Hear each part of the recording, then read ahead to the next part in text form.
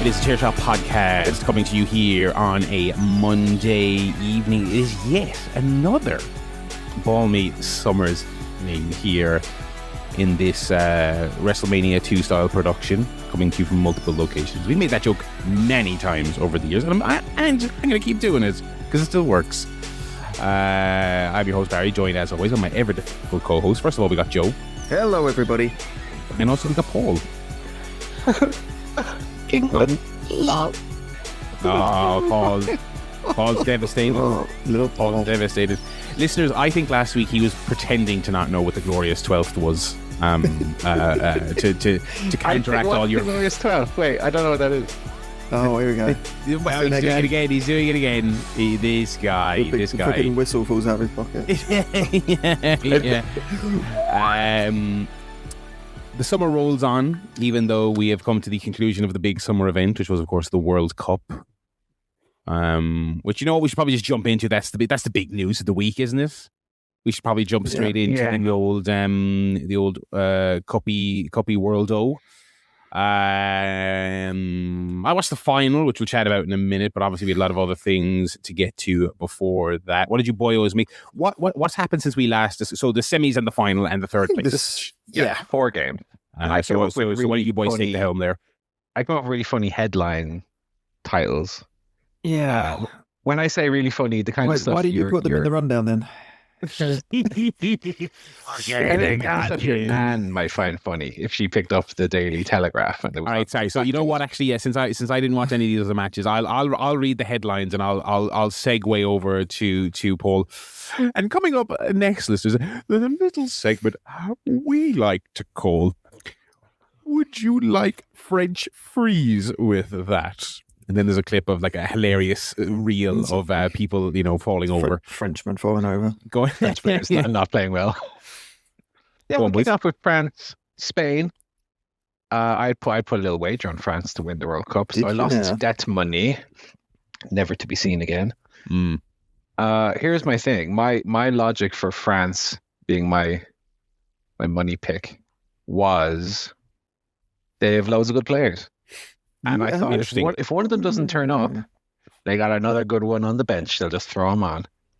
What I didn't figure is that none of them would show up. The entire team wouldn't show up. And that's what happened ultimately. Or did Spain masterfully manage the game? I think it was maybe a Spain masterclass. I don't know. I think France were a bit flat as well. It's been a strange tournament because of the seeding. So the 4 semi-finalists were kind of seeded so to avoid each other. And also with the expanded universe of the World Cup, it meant there were a lot of kind of pretty weak opponents. So I think it was quite hard to tell, like, are they actually good? Or are they just playing like Sweden and Paraguay? You know what I mean? Like, and then once you get to the semis, you're kind of like, oh, actually, now we're going to find out who the real teams are. But up until that point, you've beaten Egypt, Cape Verde, and Switzerland. Well done. Is that qualifying? Oh no, that's the actual World Cup. Yeah. You know what I mean? So I think that's part of it. You're kind of thinking, oh, France look good or Argentina look good. But then you get down to business and it's like, okay.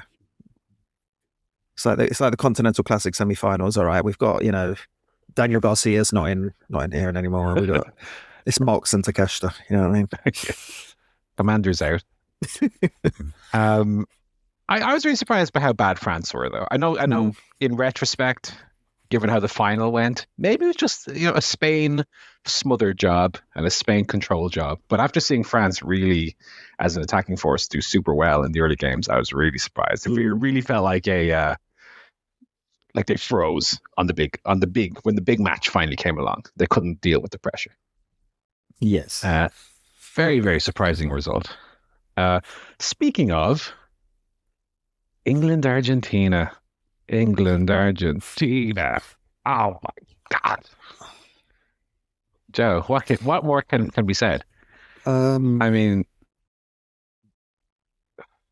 I've heard this song before, I think is what I would say.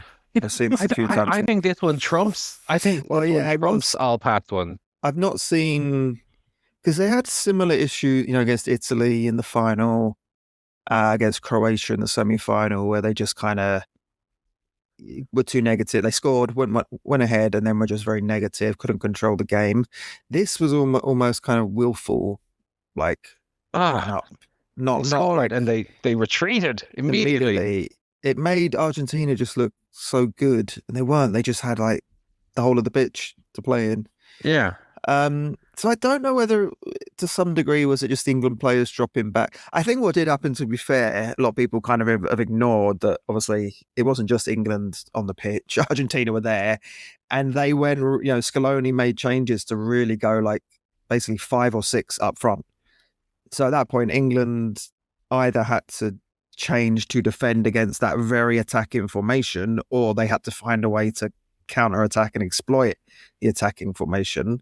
They went for the first one, and that just let Argentina attack at will.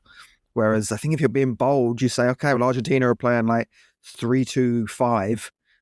Let's just get our boys forward, and there's going to be lots of space for us to attack into. We can score again, but it just didn't happen. So yeah, I don't know. There's a lot of overreaction to it from people these last few days.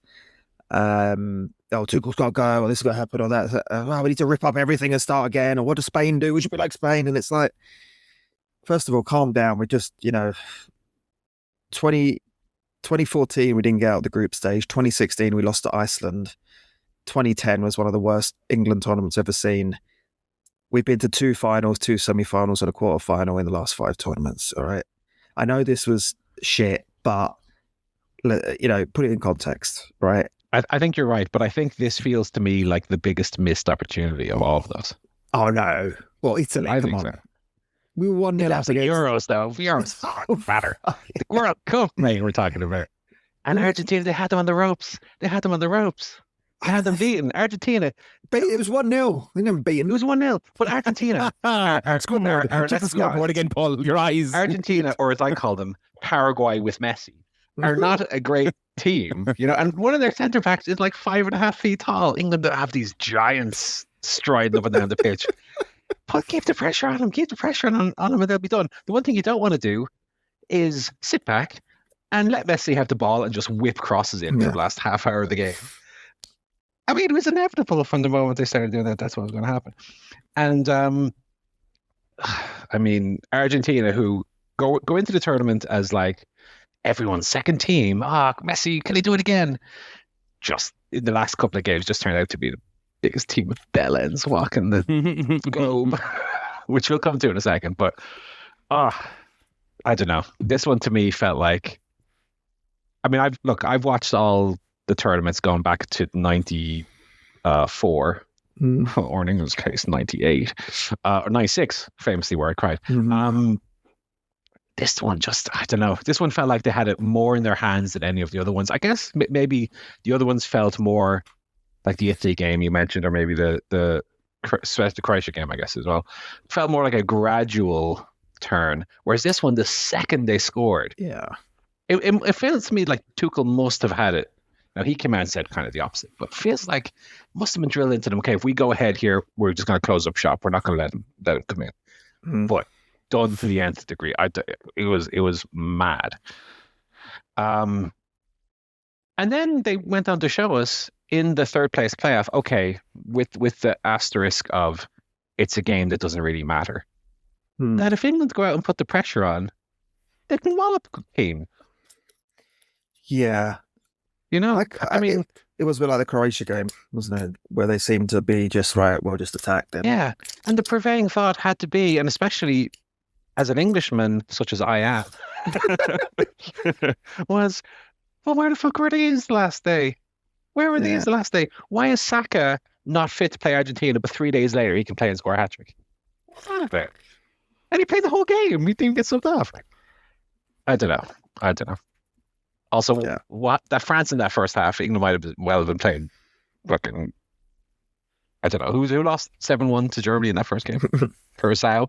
Oh, so, yeah, France were poor. That was a funny one because I was out. I didn't see the third place playoff.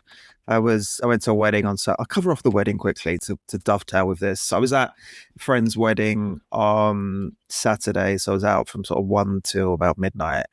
Very nice wedding, very nice church, very nice service. And then the wedding was a little country club type place out in Kent. And very nice wedding. I tell you what, food, probably the best food I've ever had at a wedding. Oh, it was beautiful. Bit of lamb. Oh, I had a beef carpaccio starter, bit of lamb, passion fruit tart. I'm still thinking about it now. Bit of a boogie on the dance floor. I had my first ever espresso martini, and that should be my last one ever as well, because really? That was fucking revolting. I don't drink coffee, right? So I've never had I don't have instant Nescafe coffee, let alone espresso. So that nearly made me throw up. Had a bottle of wine, a few beers, fine. Don't drink much these days, so I was a bit drunk. Had a good old boogie. Very good band. They did a lot of kind of, I'd say 2000s indie punk rock. It was a bit of like Green Day, Basket Case, 182, all the small things. So it was a lot of singing, bit of Oasis. So that was great. But obviously, while we were on the dance floor at 10 o'clock, I'm checking the FOT mob for the scores. I'm going, Rice has scored. Yes, we're 1-0 up. Rice has scored. Fucking hell, Saka scored. Konza, 4-0. 11-0. I'm walking around the dance floor shouting, 4-0, look, 4-0. And then I started checking after half time, and I'm going, 4-1. 4-1. 4-2. 4-3. And then I stopped checking. I'm like, right, I won't check again, because then France will score again. And then check on in the cab home. I'm watching the scores, and I see France score. I'm like, oh shit, they're going to score. Bellingham score. So, it's kind of that joy of watching football via teletext that I used to get back in the 90s, where you just see the little score update. So that was a bonkers game. And funny how it completely changed England's sort of goal scorers for the tournament, because suddenly we went from 14 goals to 20 goals. Saka scores 3, Konza scores, all these other guys score. France were on the beach, but I think Michelle said it best, because she said after we rewatched the game, bronze medalists are always happier than silver medalists, because it's better. Yeah, it's better. The feeling of coming third and getting a medal is better than being the losers in the final. So it did almost make me feel, well, you know what? Yeah, okay, I'm disappointed they didn't win. I'm gutted. Probably was a great opportunity to win, but they had their best finish in 60 years, and okay, we'll go again. Go again next time. So go again. Obviously, I say some of the players, really, I'm talking about Harry Kane. Getting on a bit. Now, we've seen Messi and Ronaldo playing well into their 50s.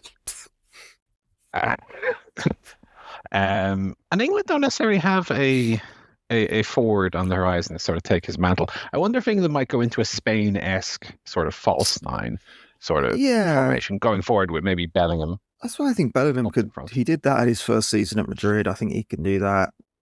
This is what I should point out. You look at Spain's forward. I can't pronounce his name. It begins with an O and ends with Fabo. Ends with Zal.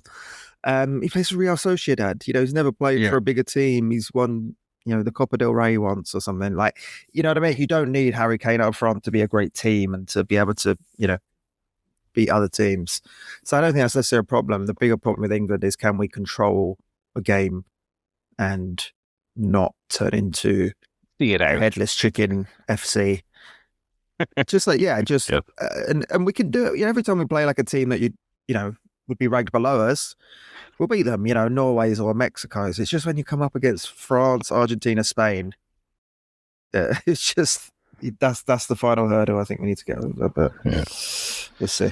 Really fun game. I will say I did watch it. Maybe one of the more fun games of the entire tournament, because England went so far ahead in the first half, and there was the creeping sensation of, oh my God, they're going to do it again. They're going to bottle it again. So even though this match doesn't matter, if Tuchel now, after losing the Argentina game, throws away a 4-0 halftime lead somehow to France, and obviously didn't happen, but the game was very, very fun. Just goals every 10 goals every couple of minutes.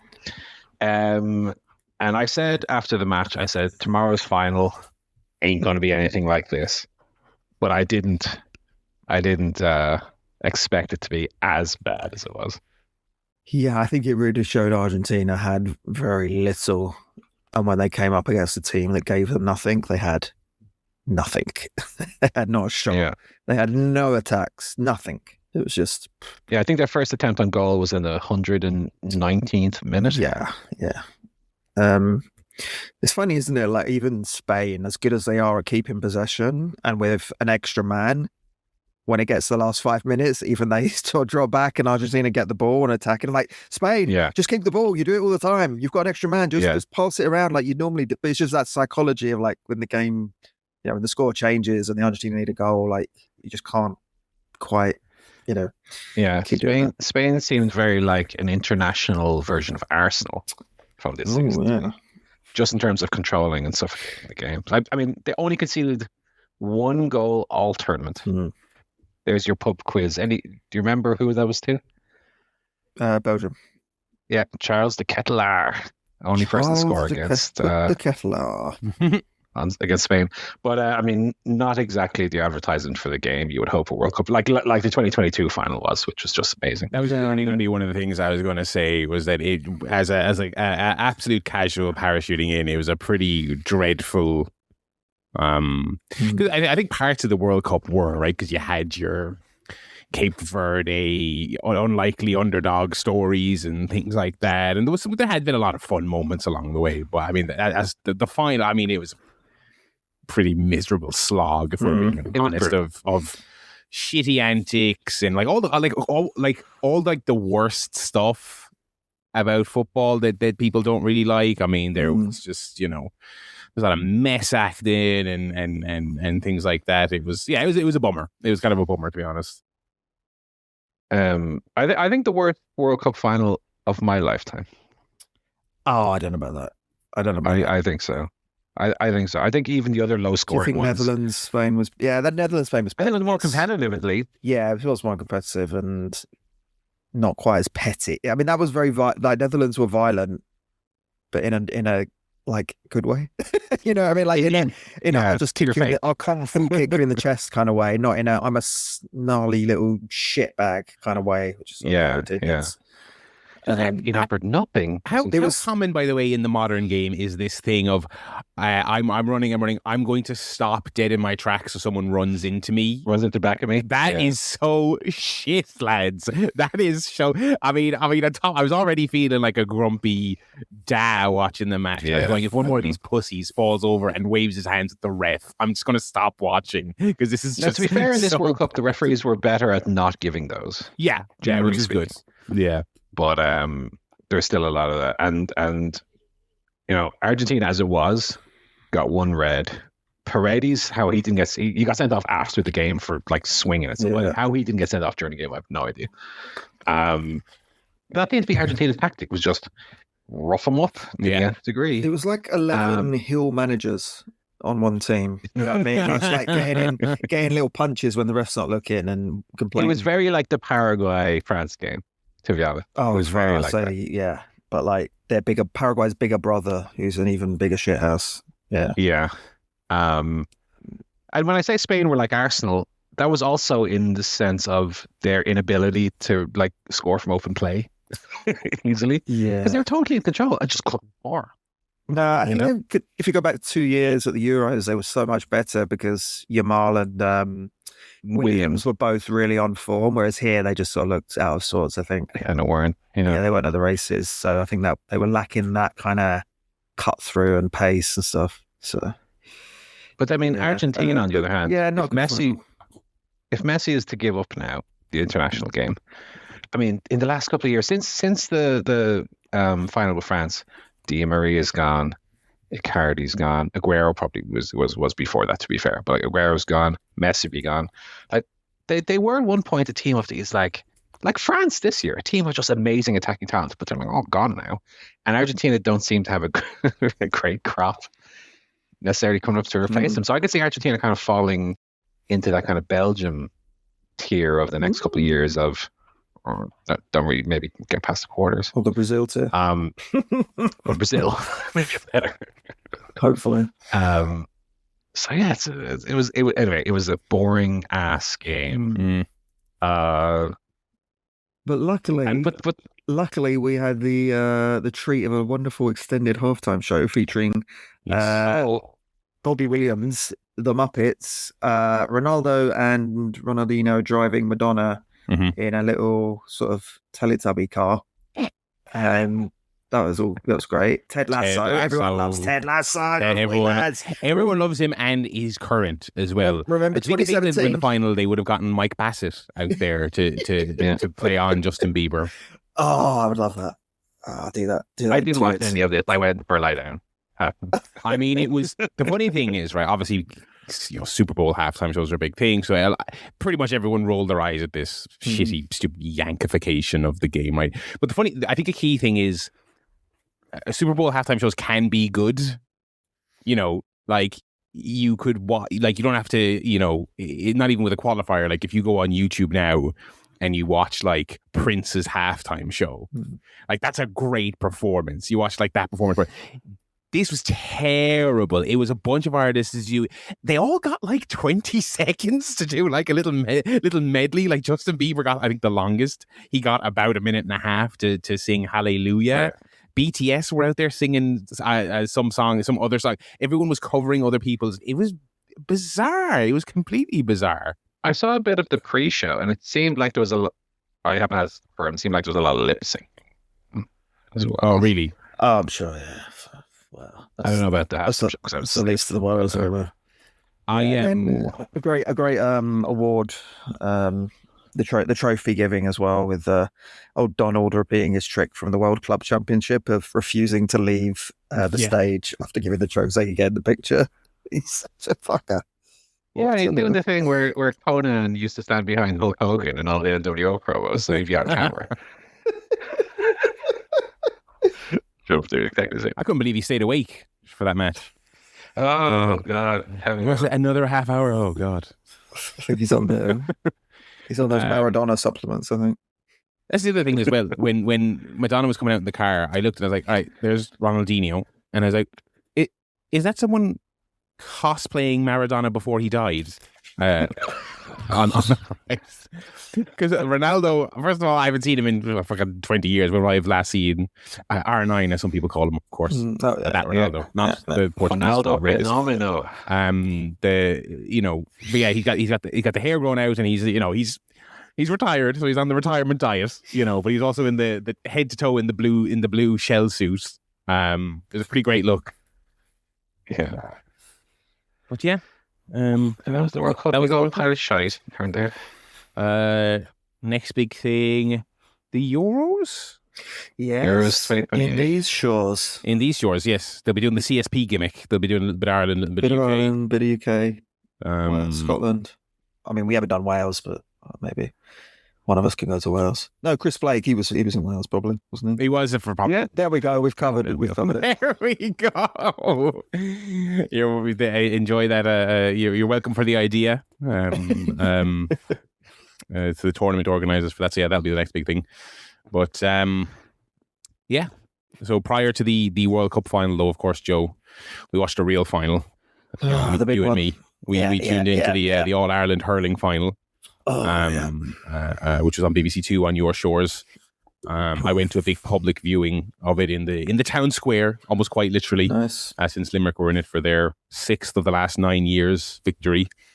Obviously, I don't give a toss about sports, but I'll go along and I'll join in the camaraderie in the town for it. And I was going to say there was a great buzz. There was a really good buzz for a while, but I mean, for anyone who didn't see it or doesn't know anything about Gaelic, we kind of battered Galway so much that by around the hour point, like early on in the second half, it kind of stopped being interesting and there was no real drama to it.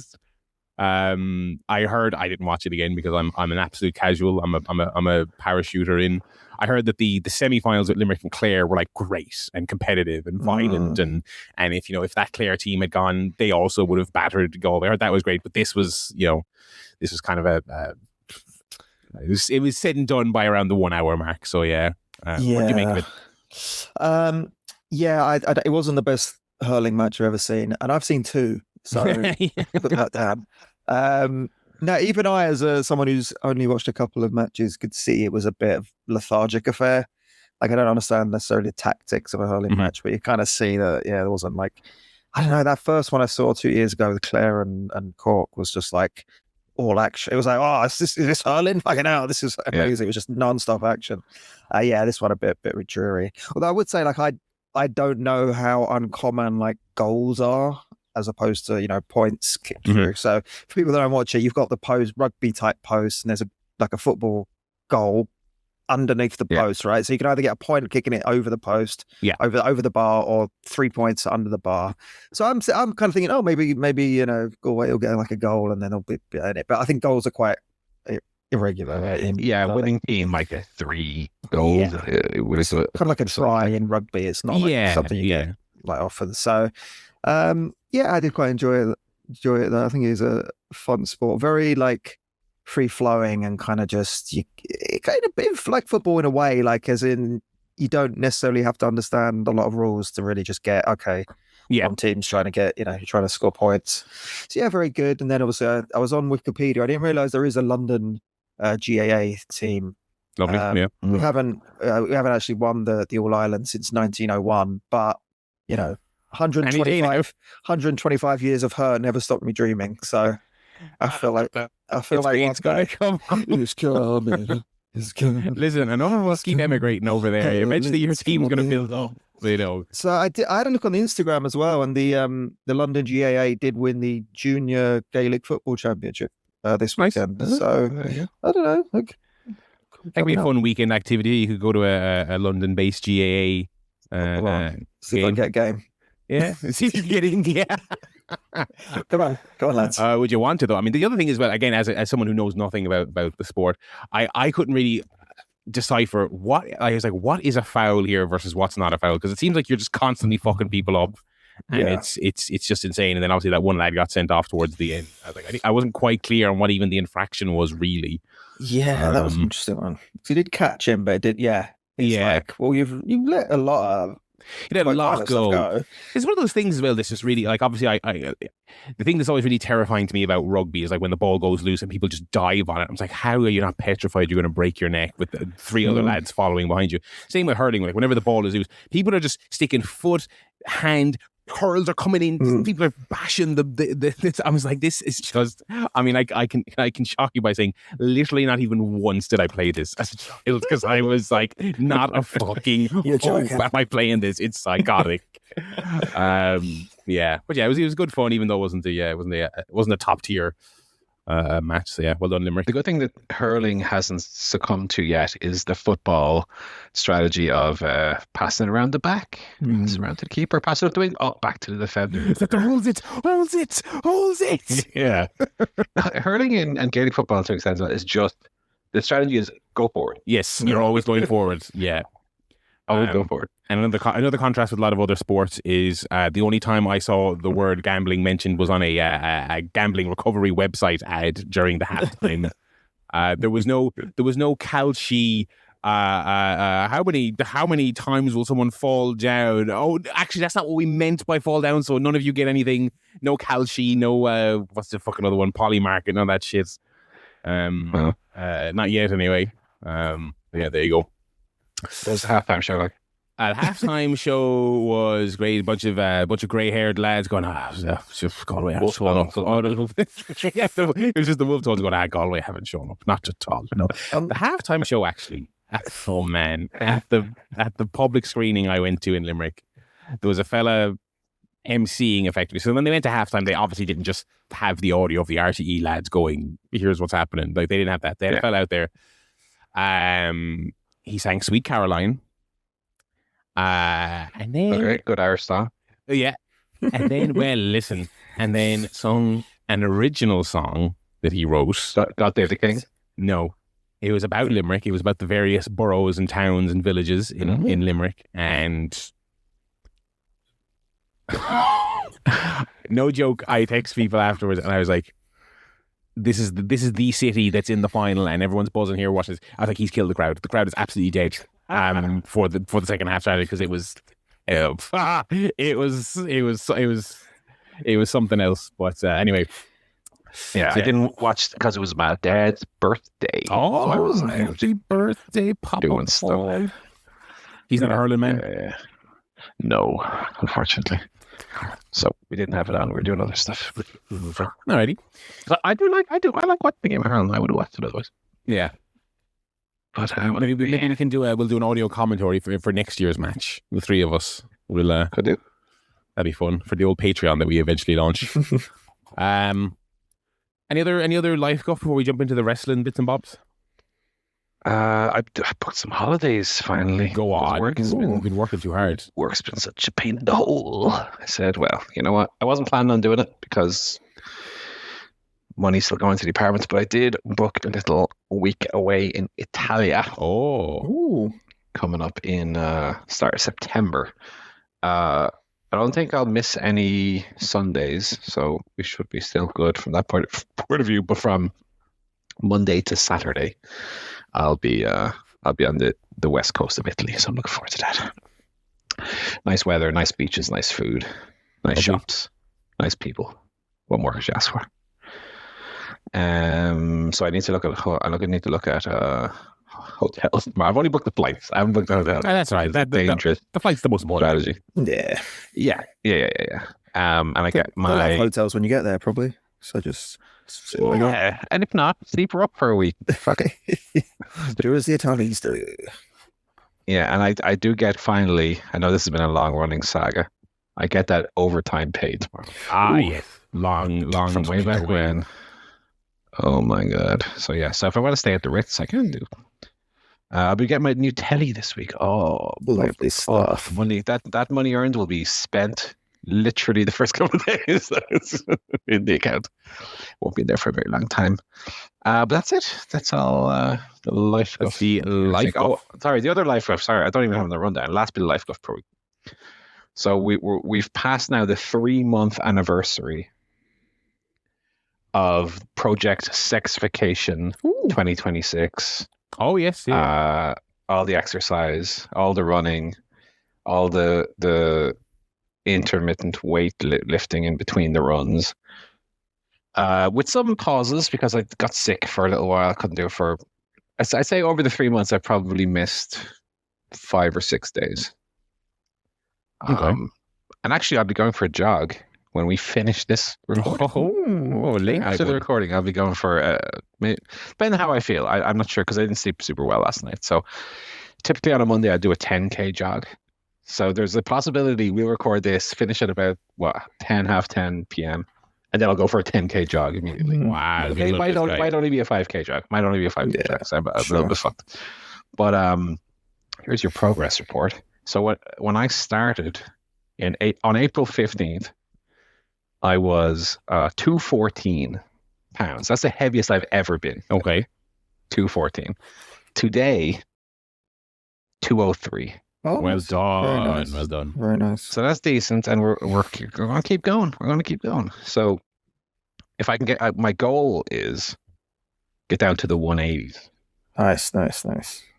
So I'm still, still cruiserweight technically by right by the McMahon scale, but going in the right direction, feeling good, and I would say probably the fat loss is not really counted into that number because I've built some muscle as well. The arms are looking chunky, so we'll keep plugging away at that. But nearly a stone. Very good so far. So we'll stick. Well done. It's a lot of work. Shall we tell you? 10K runs take an hour, let's say, to run, and each of those workouts I do 3 workouts. Each of those takes about an hour. And the Saturday one had me absolutely fucked on Saturday, let me tell you. But that's the life gut. We can talk a bit of wrestling then before we get into our features. Yeah. First item is obviously I've been watching the New Japan G1 Climax tournament. Talked about the Chicago show last week. Very much enjoyed it. A couple of bangers on it. The bad news coming out of this, one of the wrestlers is already injured and out of the tournament. One day in. Which happened also last year. I forget who it was. It was Gabe Kidd, Gabe Kidd last year, was it? And he tried to do the thing where he's like, maybe he'll be back, and then he just wasn't. And he wasn't back. But I don't think it was as early as this. I mean, here we have literally show 1, Shota Umino concussion, is out of the whole tournament. All his matches are cancelled. All his opponents get 2 points, which is a shame because him and Zack Sabre Jr. was one of the 3 matches that I highlighted last week as really enjoying. But he's out, which is very unfortunate and very sad. I will say the silver lining of it is because these shows at times do come hot and heavy. It does mean that some of those days I'll only have 4 matches to watch, which makes it a little bit easier to fit to the schedule, you know, rather than the full 5. So, shame, but look, here's what it is. Hopefully they don't have a second person at some stage get a similar situation, especially in the same block, because it's just to the point where it's I don't know why it seems to be more frequent lately. I guess maybe there's more of a focus on injury, concussion, and not letting people go out and kind of brute force their way through it, as maybe there would have been in previous years. But yeah, I don't know what they do about that. And it's strange that they haven't ever implemented a kind of like in the Connell Classic, for example.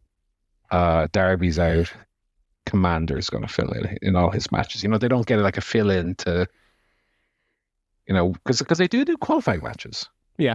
For like the final 2 spots, they do qualifying matches. Could they not have someone on the tour? They should do. Yeah, they should do. I mean, one of the traditions for the 16 car game, and that's only a weekend, is alternate qualifiers. So they have matches to determine who steps in if someone gets injured, which is handy. And given how common this is in wrestling, I feel like, especially like, because it's always been, I remember people saying this when the Continental Classic was announced for the first time. The folly people always run into, especially on the indie level when they try and do round robins, is it's so many people, it's such a schedule that injuries are going to be a thing, and you know, it's very hard to accommodate. But New Japan has a big roster, and they've been doing it long enough. Yeah, this thing of just the second they're injured, okay, that's it, out, 2 points to everyone else. I'm like, whoa, can we humor the idea of popping someone else in there? But I don't think so. I think they're set in their ways. Yeah, and I get the idea of like the New Japan touring schedule and the fact that they have certain people on this tour for this period, and then they'll bring people in for the next tour, and the way it works like that. But they have people around, you know, they have people who aren't in the G1 necessarily who are working the like tag matches, like Toriano, for example. Throw him in. Sure, the matches aren't going to be much anyway, but like it's something, you know. And I have the same kind of complaint about Toriano not being in it this year as I did last year, is that the variety someone like him adds to the show just means that you don't just have 5 strong style matches every show, you know. So I don't know. They didn't do it anyway, so that's the story. But hopefully Shota is okay and will be fine to resume once that's all finished. And then the other news is bloody AEW being counter-programmed again by the Fed. And not only at the same day, but in the same city. If you can believe I didn't know that. That's interesting. Okay. Yes. So this is for All Out in Chicago. I'm not sure the exact date, but in September. Yeah. WWE have booked an WWE AAA Worlds Collide show on the same day, also in Chicago. Yeah. There you go. I mean, as if there was ever any ambiguity about whether it was deliberate or not. I think that could be put to bed at this point. God, I don't know what difference this counter program has actually made. I mean, maybe it will stop AEW from getting an even bigger like house than they will, but I think it's not going to really hurt them. It's like, they'll get 7,000. They might have got 9,000. Yeah, without this or something. It's not really. But I think it is literally this company just has the resources to burn if they can spike them out of like 700 tickets, and also like make it so that they don't get the day of the news cycle. Do you know what I mean? Which is silly because they will anyway. Because I mean, how big could a Worlds Collide show possibly be versus AEW's biggest show of the year? Yeah. Let me tell you, it depends if CM Punk is on the show or not.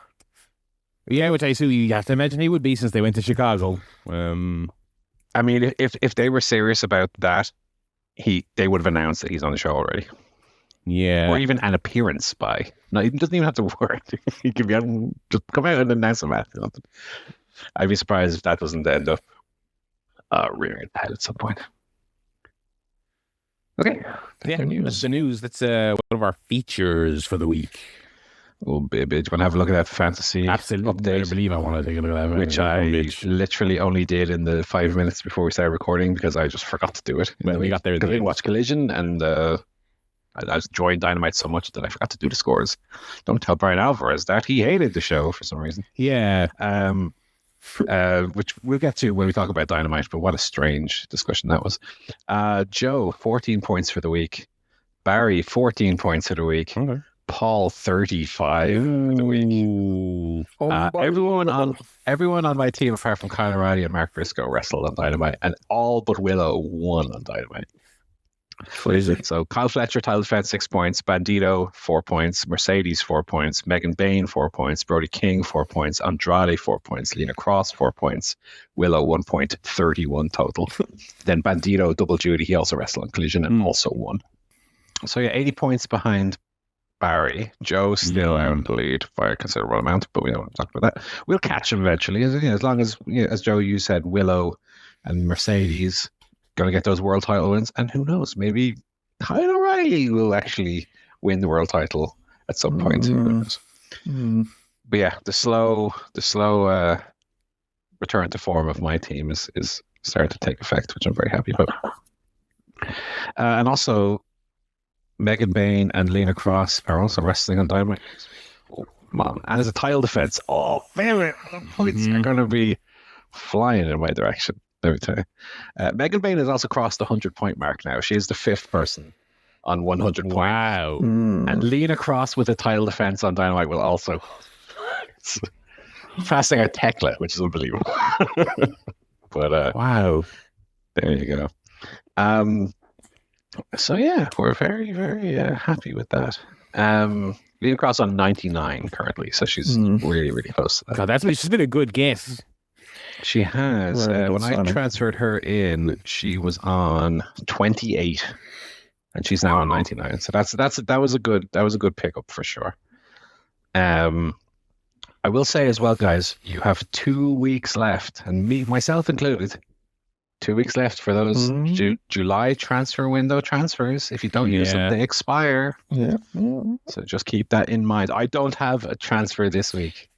I will say. No, me neither.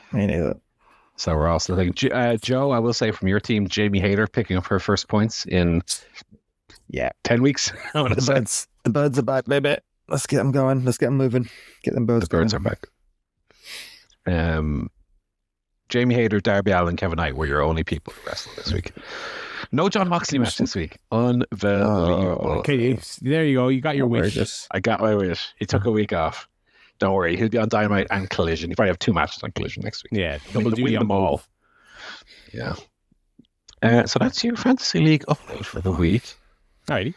And we've got a little quizzy play along at home. Yeah. It's Oney Lorcannect again. I said we're running out of ideas. I thought we banned this. And then, like Argentina, I rose from the dead one final time. I'll tell you what. I will make a pledge at the beginning of this quiz today. If you are anywhere in the ballpark, I'll be a nice, fair man. I'll say you're close enough. Within reason, of course, right? You can't do it. Is there something to do with wrestling? Yes. 4 points. Yeah. No, but if you're in the ballpark, I'll say that's close enough for me, and you'll get the points. No more. Well, technically, you said left-handed people, and this person's already got 3 fingers on his hand. So you said the blurst of times. No, we'll be fair today. So this will be. Somehow I came up with 6 more examples. I don't know how. I managed it. So we'll let Barry go first this time because I think Joe went first last time because it was his birthday. I remember that. Barry, 1, 2, 3, 4, 5, 6. Which do you want? 6, please. He's going for 6. Okay. Up first, William Regal, No Mercy 2006. William Regal, No Mercy 2006. I have no idea what's on that card.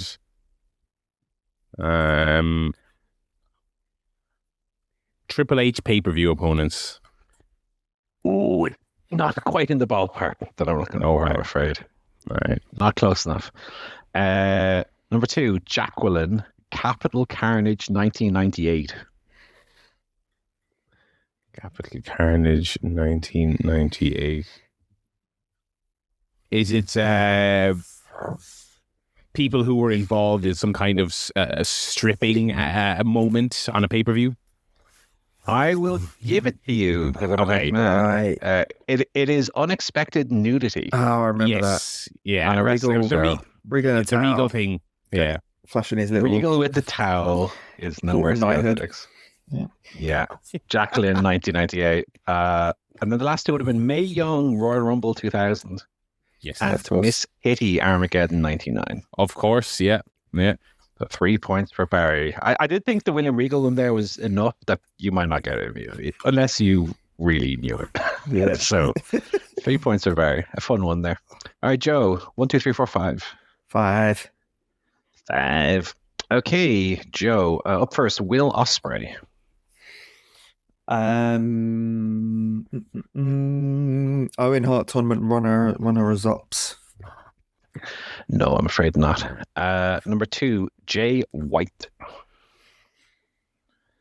Ospreay,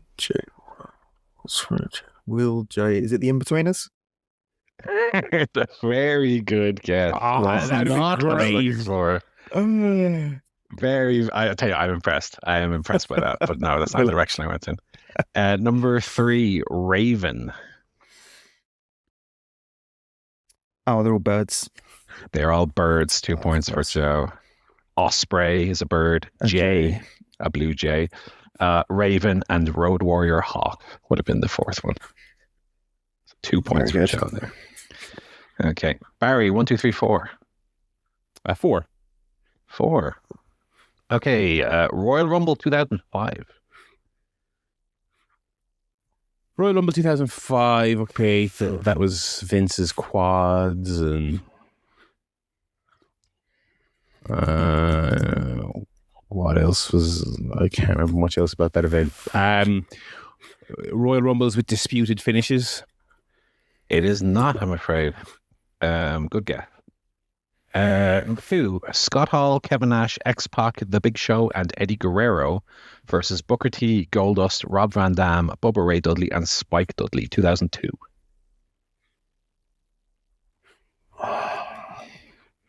Is it famous quad injury moments? It is famous injury. 3 points. Excellent. Good. The last So two were Vince Scott Steiner versus Sid versus Jeff Jarrett versus Road Warrior Animal, 2001. Of course, Triple H and Steve Austin versus Chris Jericho and Chris Benoit. Benoit, of course, yeah. So 3 points for Barry again on that one. So score is 6-2, Joe. You're up next. 1, 2, 3. Let's go 3. We're going to reverse order here today, folks. Up first, Giant Gonzalez. Giant Gonzalez. What do you know about him? There's a few things. Is it South American wrestlers? It is not. Number 2, Andre the Giant. It's an obvious one here. I've got a giant in it. Could it be that simple? Surely not. That's always Andre the Giant. Anything else? They're all giants. It's not, I'm afraid. Number 3 is Axiom / A-Kid.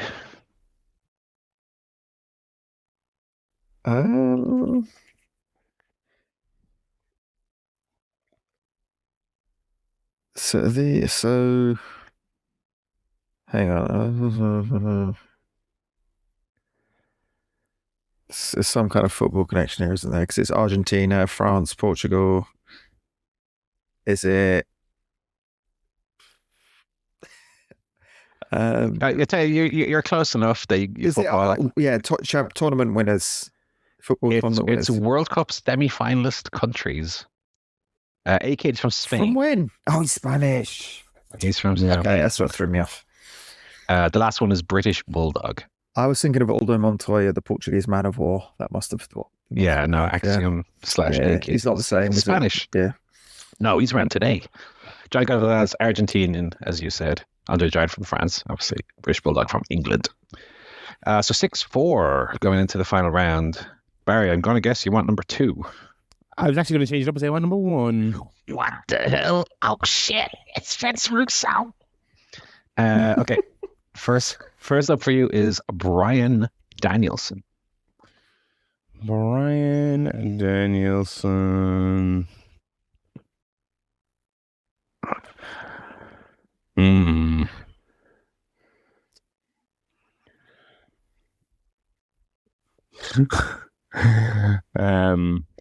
People with nicknames that are involve the World Cup host countries. I'm trying to think like Paul. American Dragon. Oh, of course. I was thinking of Dragon. I'm like, Dragon? What's the good thing? No, I'm afraid I didn't go that weird for that one. Next up, Darby Allin. Darby Allin. Okay, Brian Danielson, Darby Allin. People who've been plastic bagged by John Moxley. Oh, very good. I think they're the only 2, though. So, no, that's not what we're looking for here. I also have a plastic bag prediction for later. Don't forget. Oh, incredible. Number 3, Swerve Strickland.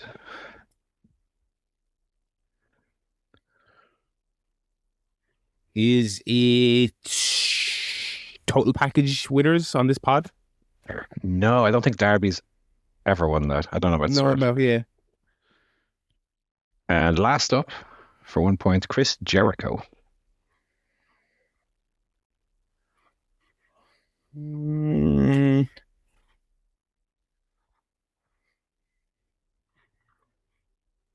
No idea.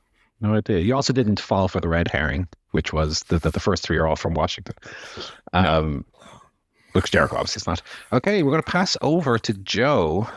If you can get it. You can steal the point. Danielson, Swerve, Darby, Jericho. Yeah.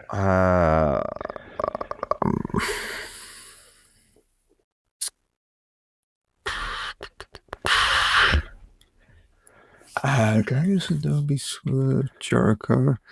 They've all main evented Full Gear. No, that's not what I'm looking for, I'm afraid.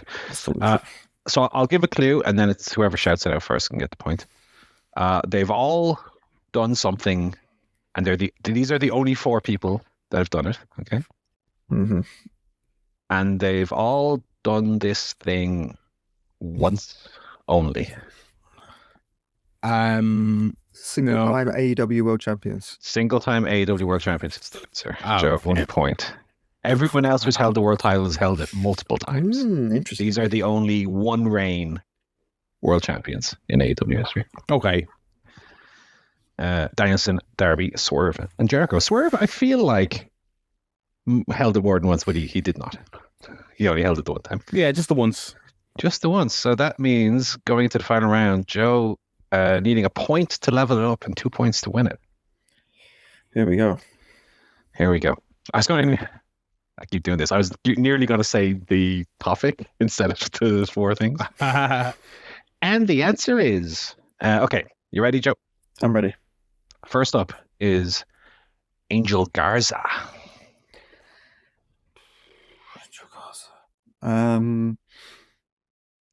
They all have biblical names.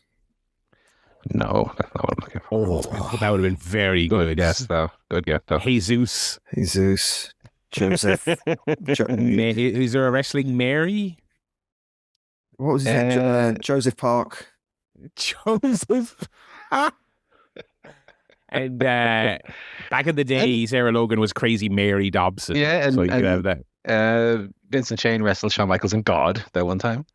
Oh, yeah, you just have God. That's correct. God must have a cage match page. I'm just now realizing. Almost certainly. I'm going to check that while you do this.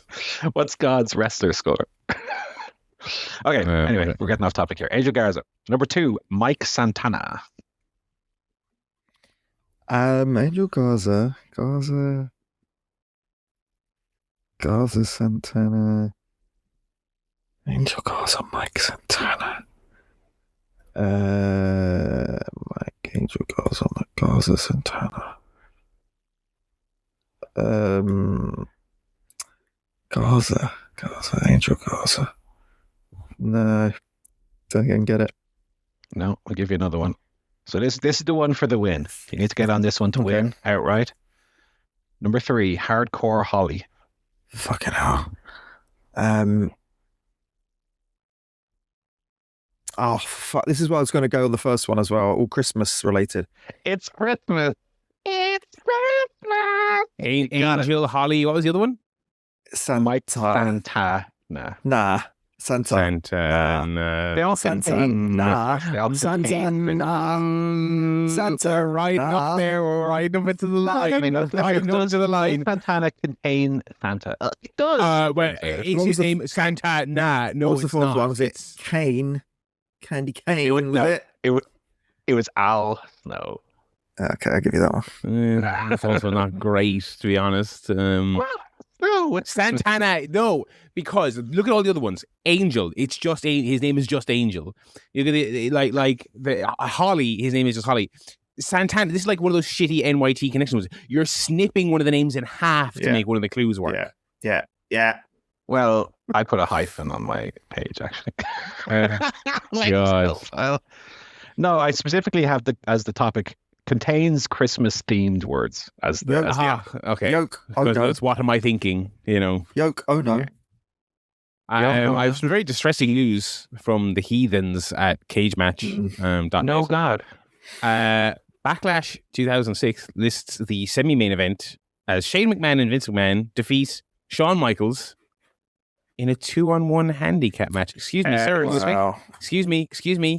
Sorry, do you get this contrarian when DDT have like a mop versus a ladder for a title? Back in the day. Excuse me. I'm gonna write a sternly worded email right now to Dave Meltzer saying, "Does God still play wrestling?" And has he ever faced Mankind? It's Backlash 06. Let me just check the Wikipedia page here. Yeah, Mr. McMahon and Shane McMahon defeated Shawn Michaels and God. So and What a funny God card. in inverted commas, to be fair, but it's there. Hadito defeats Chris Masters. Umaga defeats Ric Flair in 3 minutes. Trish Stratus defeats Mickey James in 4 minutes. Great pay-per-view here so far, lads. RVD defeats Shelton Benjamin in 18 minutes. Kane versus Big Show goes to a no contest in 8 minutes. Then you have the God match, and then a triple threat with John Cena, Edge, and Triple H. Yeah, it didn't used to always be better, folks. It did not always used to be better. No, certainly an update.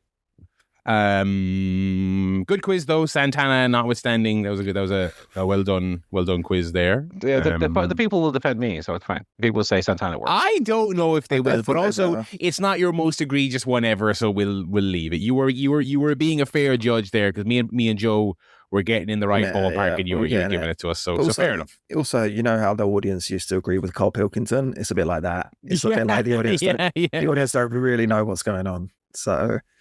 Well, don't worry. I'll be lifted up on his shoulders and cheered for. So I'm happy with that. Right.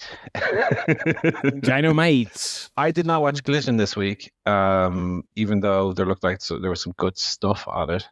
As I said, it was my dad's birthday, and I chose to watch G1 Day 2 and 3 instead of Collision.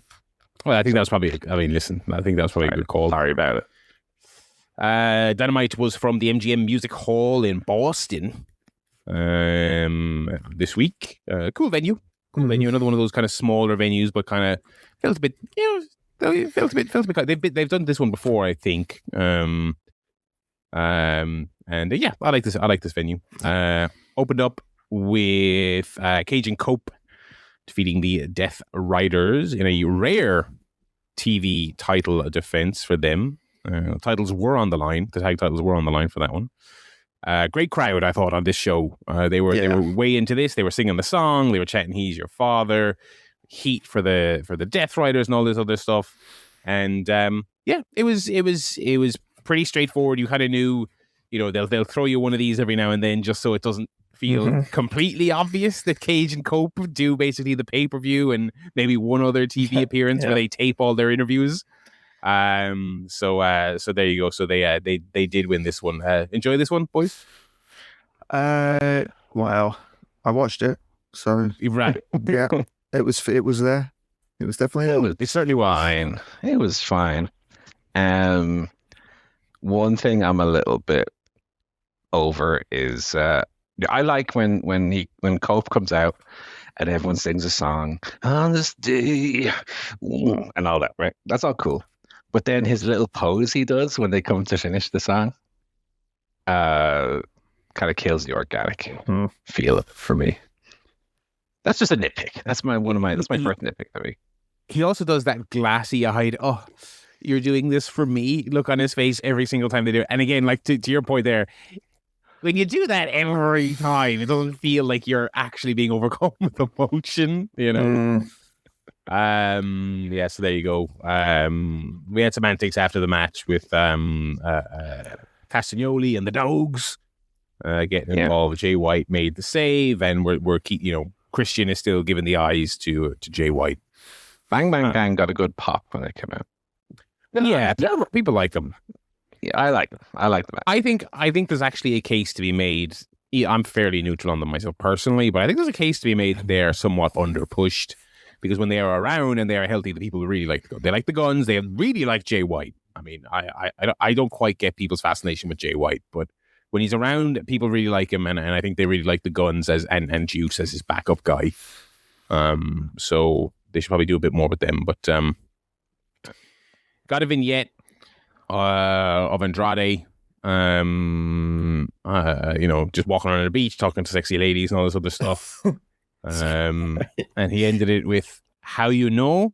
Soon you will." Which is just really desperately trying to make this thing work. It's just like, you know what? Right. It was shit again this week, but the crowd pops. They pops. I'm sorry, They do. I would say this crowd was very good in general, but I would still stand by what I said last week, which is that the crowd do react to it, but they don't react to it like it's the greatest catchphrase. For as much as they hammer this catchphrase, and we know wrestling fans are Pavlov's dogs, you can just train them to do these things. It feels really I don't think it's as over as they kind of want to be, but whatever. We then had another segment where he was talking to Renee and said he wanted the national title. Renee was asking him about the numbers advantage, and he goes, tranquila, don't worry. And then he opened up this box he had, and he had MJF's diamond ring, and you could see he's going a mile away. Renee goes, "You got that off your good friend? Was his name Will Ospreay?" Right, goes, "Damn it, how you know? How you know?" So there you go. There you go. I didn't do it. Say the line, Andrade. Oh, it's how you know, boy. I can't wait in 4 months' time when Andrade wheels out his new catchphrase. Woozle Gavel. Woozle Wuzzle? Woozle Wuzzle. Well, repetitive. This is my job. We did have a segment before that as well where Shota beat Hardy Cameron in a collision. Hardy Cameron apparently out indefinitely. Oh, really? Yeah, apparently. And Shota defending against Aminata this Saturday, which she won, of course, badly also. We had one of those awkward segments backstage where Renee was chatting to the Conglom. The Demand come over and they're shit talking them. They're like, "Oh no, don't worry, we're not gonna touch you." And then the Lethal Twist come along and jump them. And Ricochet's like, "Well, I didn't touch you, technically." And it was just one of those things, though, where they kind of have this beatdown and then the heels walk off. And then Renee who's kind of just looking at the baby faces dead on the ground. And the camera lingers slightly too long. And eventually she's like, "I'll give you some help over here." Because she realized she was just standing there looking at him. The Demand and the current day Conglom, I mean, that is a collision ass feud if ever I've seen. I mean, this is the Lethal Twist, though. The Lethal Twist, little God bless them, I mean, yeah, they did not strike while the iron was hot with Ricochet. I'm not saying they should have belted him up or anything, but I feel like he put all that work into getting that character over, and they gave him a good run in the swerve. The swerve, so he did all that great stuff, and And then he feuded with Jericho. And well, like I say, the moment they paired him with the demands, I feel like he lost something when he got his little group. I don't know what it is about. Yeah. I think they've been around so long as jabrones. Yeah, I like the GOA, but I think they've been around so long as jabronis, you know. That it's tough. Yeah. It feels like they've needlessly let this guy slide, unfortunately. Andrade versus Jake Doyle. This was just yet another thing where Andrade's had a really good run, where he's had all these really good matches, and he obviously has tons of natural charisma, and I think he has gotten over with the crowd, but it does feel very WWE like where they're not letting anything just be charismatic Andrade, right? He comes out, he's got the How You Know shirt. He comes out, he now has two ladies walking him out for his entrance. But even with that, he's still then also doing the selfie spot.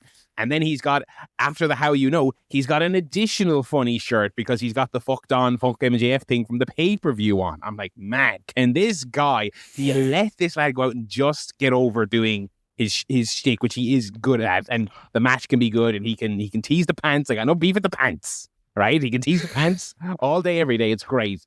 But it feels so forced, this whole routine, you know what I mean? And it's starting to really irritate me, to be honest. You think it's forced, do you? How you know? You know what? You're right. It is good. No, I mean, I agree to an extent. I still enjoy it, but when you do he's good enough that I still enjoy watching him. When you do the fan photo, like 14 straight weeks, it's like I think we talked about this like week 3. Is there not some woman in the audience you could just take a picture with? You know, I mean, okay, fair. That's 2 things. Yeah, can you not just naturally have him just go find someone to do that? And if he can't, then that's fine. He can go without doing it. That lends its credence to that makes it feel a bit. Again, this is the thing. It's not to go all fucking realism about like as if that really fucking matters. But like you said there, yeah. By the 3rd week, it's like okay, he goes to someone front row who's obviously an Instagram model, who's obviously like a local model hired to do this. Yeah. It's so fake. It does it, you know. And again, this all traces back to him doing the pants thing on that one episode of Collision, which was hilarious and great, and the crowd were awesome, and it felt like a natural thing. And we then have to, you know, kind of force a lot of this other stuff. But I mean, like again, like I still enjoyed this match, and it is good. Like the Secrets of Wrestling. That granny is actually part of the act. yeah. Now, you may think that Instagram hottie is just here to watch the matches, but only take it as something. I'm the cat from. She does not, or she does actually. She could be a local worker. She does have a cage match account. I'm the cat from Sabrina, and what you're seeing is actually a show. So anyway, Andrade won, so he gets Mark Davis at the Pape. A very odd Pape, a very weird Pape that I'm certain will be good because they all are. There's a good number of like matches that are really good on it, but like in a way that they don't seem important, but should be good. And I think that was, we alluded to it, that was one of the contentious things that Alvarez and Meltzer were kind of arguing about this Dynamite and whether it was good or not. You know, this Kenny segment we had next. Kenny comes out for his victory celebration. I don't know why we have to do these segments. I don't know. Like I know there was a point to this segment. A lot of stuff happened, so it's fine. But like, why is there a scheduled celebration for the champion to come out and just, you know, whatever? Anyway, I am. That is nitpicking. The Young Bucks came out short. Let's nitpick for a second. Go on. What in the logic of the show? What was the celebration? He came out. The Young Bucks came out with the belt. Was that all they had planned? And they had one piece of set furniture there. Yeah, they had Omega. Maybe there was a whole thing backstage. Like there was a cake. There was this clown. They just didn't get to it. Clowns. Just like a gauntlet match where they disco. Just get to them yet. Yeah, it was like they was all backstage. It's a shame. Yeah, I feel like if you're doing a championship celebration, you should have it should almost be like a Hall of Fame speech, right? Where there's like someone comes out and brings out Kenny Omega, like does a little introduction for him. He comes out, maybe he's presented the belt in a way not like they did here necessarily, but presented the new belt. Pyro goes off, and then Ospreay can come out. Like make the celebration segment feel like a celebration segment rather than he came out and talked for 2 minutes, and the Young Bucks came out and here's your new belt, and that was it basically. Also, I don't love the fact that when MJF brings the Triple B back and is beaten, the next person then comes out with the Triple B still, and eventually gets given a new belt. Like, wouldn't he have the new belt almost after winning it? Yeah, it's not exactly. That to me doesn't mean anything. It's not the smoking skull there's no real belt.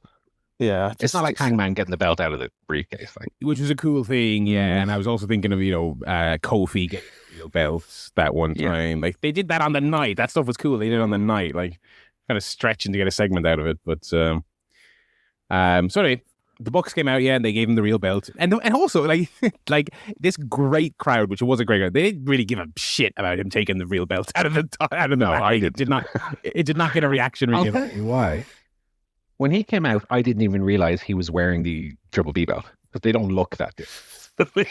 It is a very mild customization as far as these things go. It's funny because they Albert and direct. Oh my god, it makes me want to vomit seeing it. This Triple B belt. It's barely. It's like a lighter shade of brown. That's the only difference. I think we said this when he first brought it out. They didn't go full Burberry on it. It wasn't like a gaudy kind of leather. It was just looked like a normal belt, didn't it? So. Yeah, and I feel like they could do more with it. Like they could have the AEW logo, say MJF or something instead. Like have it really stupid. It barely looks different. Yeah. So anyway, the first big kind of post all this glad handing and the Bucks cheering him on, all this other stuff. Ospreay came out, and this kind of dragged on a little bit because I know the thing is that they're like gassing each other up and they're best buds, and I'm sure that it's eventually going to lead to them kind of getting the knives out. But Ospreay just going on and on and on about how great Kenny is and how great he is and how they're going to have the greatest match ever, and I don't care if people like it. It goes, it's like Goku and Vegeta. I was like, sir, you're supposed to be a top star in a wrestling promotion. You should not know who Goku is. Okay, I don't care if young people, if it's the most popular franchise on earth, which like it is. Like I don't need my world title challenger for the stadium show coming out and saying this is like Goku versus freaking Vegeta out here. It's like I don't like it when people cosplay as Marvel characters, and I don't like when people say that this match we're about to have is like a Dragon Ball fight. Mate, the selling point should be that it's not Dragon Ball, it's fucking Will Ospreay versus Kenny Omega. That's what the selling point's supposed to be, all right? But this is 26. This is sports people and celebrities. You'll see interviews with like the top tier cream of the crop, like NBA players, and they're talking about their favorite Pokemon. Man, I'm all about that Jigglypuff, man. Let me tell you, my Jigglypuff gonna beat that Blastoise's ass. That's the culture. That's how it is now. And what would you rather that, or would you rather fucking Roy Keane? Ask him what he thinks of Goku. Oh, God. Roy Keane is the exact other end of that spectrum, where he's a man who enjoys nothing of any kind. Which is where it should be. They should only like winning. I think there's a middle ground. I think there's a middle ground between Goku and whatever it was and Roy Keane. No. I think you should only be excited about winning the title. Only excited about winning the title. Anyway, I get your points, but that's just how it is now, to be honest. But I hate that. I mean, I hate how it is. I hate when Kenny comes out.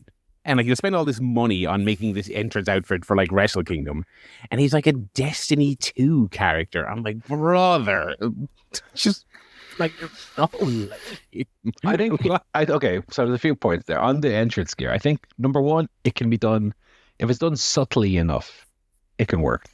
Yeah, I think for me the nadir of that was Adam Cole as Master Chief. I don't think it can get ever worse than that.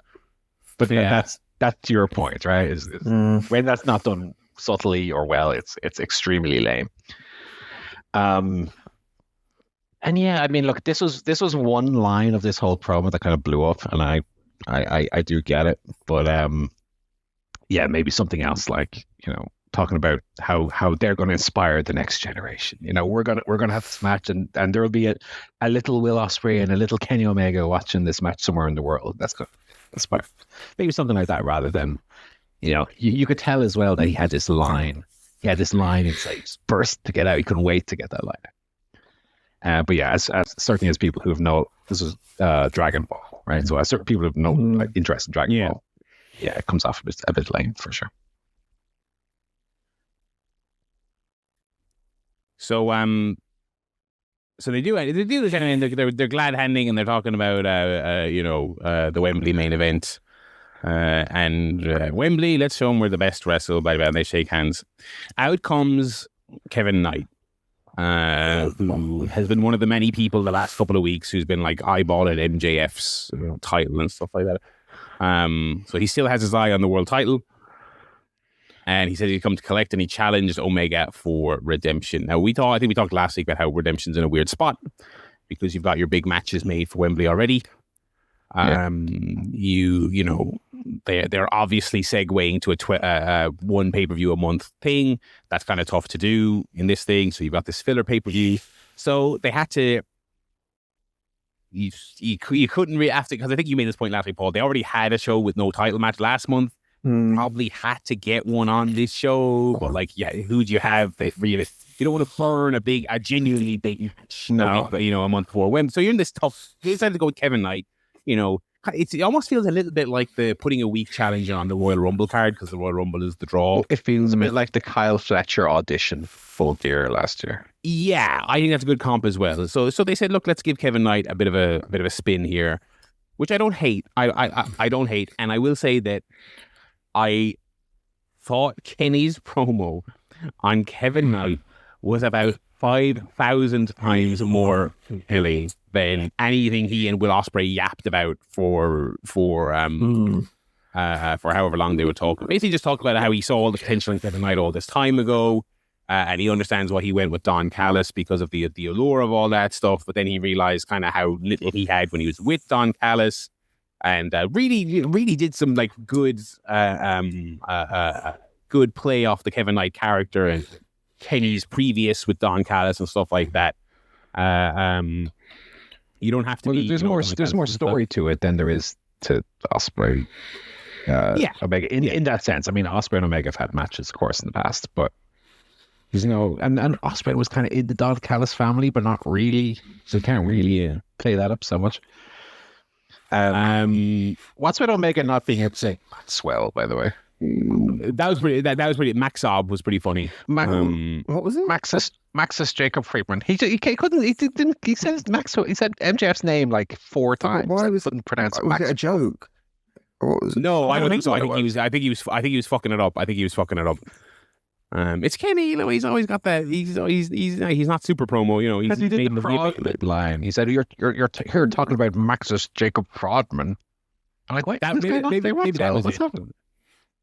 Maybe that was what it was. He was like thinking, okay, I have to say Maxwell Jacob Friedman, but I have to say Fraudman, and you know, he's not a linguist, and so he got tongue tied a little bit. But he got tongue tied like 4 times. Like he fucked it up every single time. Anyway. So yeah, the Knight stuff was pretty good, and it ended in a schmoz. Knight hit him with the mic, and then got out of dodge. So look, I think to be fair, I think I like Knight line at the end as well, which was his go home line. There's no goodness in my heart, only greatness. Oh yes, that was good. That was a good line. That was a good line. Ooh. And Darby attacked at the end.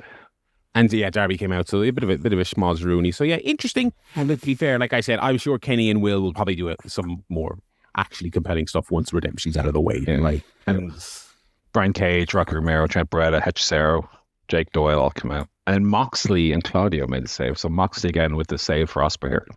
So here's my prediction. Go on. In terms of where this Ospreay Moxley thing's going. I'm not necessarily saying it's Kenny Omega who'll be involved, but I predict at some point the breaking point between Ospreay and Moxley is Moxley will ask Ospreay to put the bag on some beloved babyface's head. Could be Omega. I'm not necessarily saying it's Omega. No, Wembley's too soon. I think possibly could be maybe slightly after Wembley before. But Be all out. I think it'll be on a pay-per-view because they don't do the bag on TV for obvious reasons. But I think Moxley said something last week that got my cogs spinning in terms of, he said something like, when the target's open, you have to take your shot, no matter who it is. And I was thinking, okay, I think there's going to be a point where it'll be sort of the equivalent of, not that they'll tease it over and over again like they did with the Tiger Driver, but a similar thing where Moxley will hand them the bag, like here's your tag, here's your shot, take your shot, and Ospreay won't want to do it, and that maybe trigger the breaking point between him and the Death Rider, says he'll split it off again. But I think that's maybe where they're eventually going to go with this. Anyway, Jack Perry is number 2 of his AEW career here, folks. Yeah, another vignette for Jack Perry, which I likened to Brent coming out in the club in the Office Christmas special. Just wait. Just look, what you got in the pipeline? Oh, more of these, more vignettes. More vignettes where I say I got loads of stuff just coming out and waving. Just waving. God. What I love about these segments, by the way, is that he says, chapter 1 of my career was a big pile of shite. But this time for real it'll be good.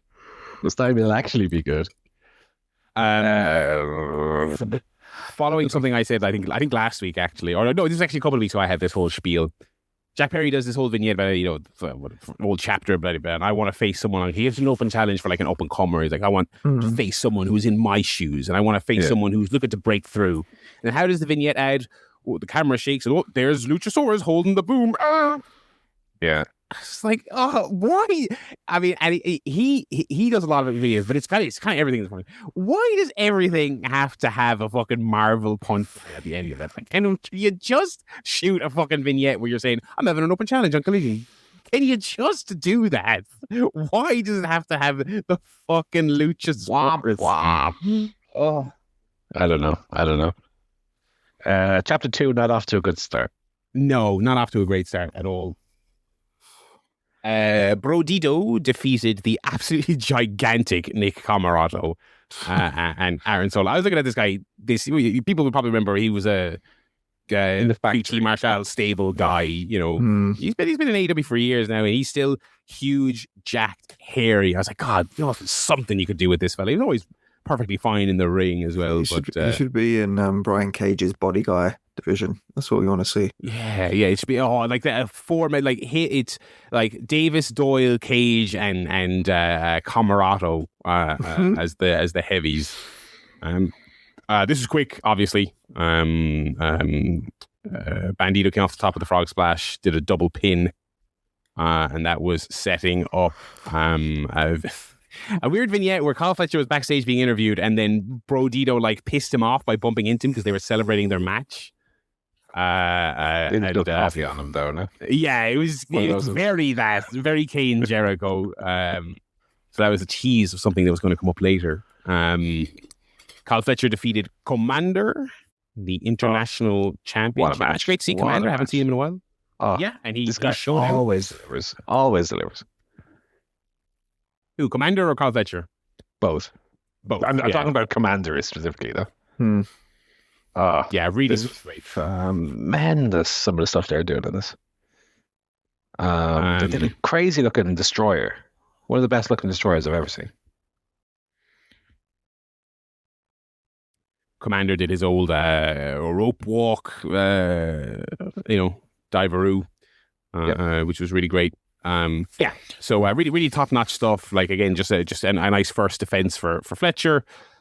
A really, really tremendous back and forth match. And again, Commander, like a guy, obviously didn't really have a credible chance of winning, but the crowd was great, so they bought into this match whole hog, which was great.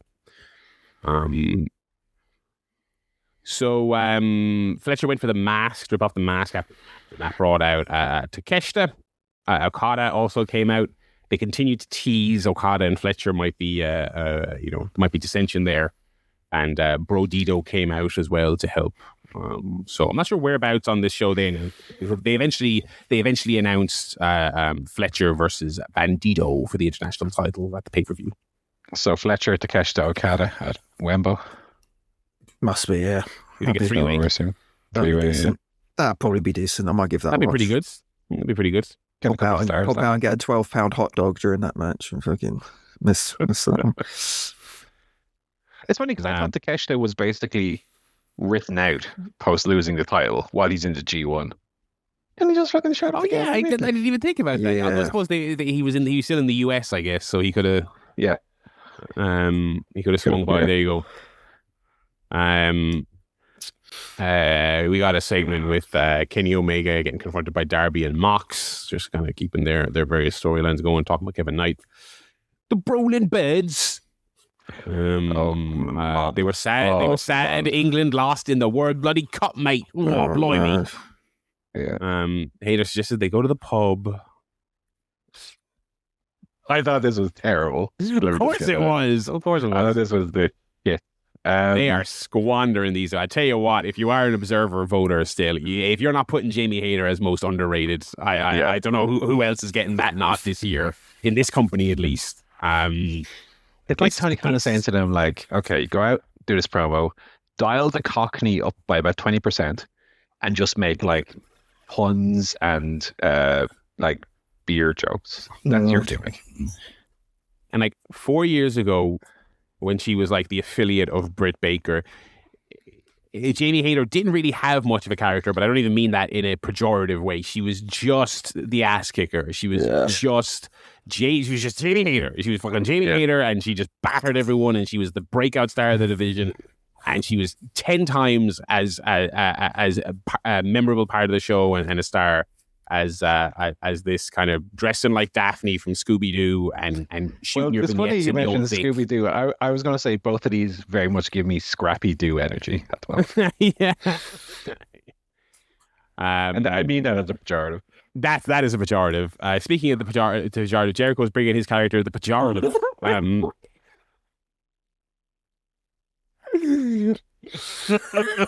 The pejorative of Chris Jericho. Oh my god, the pop when he turned around. Oh. The funny thing is, I didn't even twig what they were doing. I was like, why is he shooting this side? I was like, I suppose this is a way of shooting an interview. And then he turned. I was like, oh god. So bad. He looks like Adrian Street with that makeup on. He's in drag, goth drag. Yeah, and also, is it like? Because I think he looks to be in decent shape in this run, but when he puts that makeup on, it's like, okay, you look 80 when you put that makeup on. Yeah. I mean, you look like current Alice. You know what I mean? You look like yes, you look like so old when he puts it on. And we'll probably ask this every time for the rest of his career that he does this. I mean, does he know people are laughing at it and are not actually scared or intimidated? Like, does he I don't think he's self-aware. I think he thinks this is great Muto. Great Muta. I think he thinks this is that. Yeah. I love the Painmaker. Like, ironically, I love it. What I love as well is his trademark pose, which is the the Ricky Gervais face. I think it is so great. The Painmaker reacts to the top 25 moments of the Painmaker. I mean, Painmaker Painmaker might legitimately be the worst gimmick in wrestling history. But I love it. I love how bad it is. Oh, it is great. It is great. So we're all in on Jericho for another couple of weeks. He thinks it's class. Yes. Which makes me enjoy it even more. And I hope he had the spiky jacket as well. Almost certainly had the whole hat. He put the hat on. He put the Hello Princess on. He put the Discord mod hat on.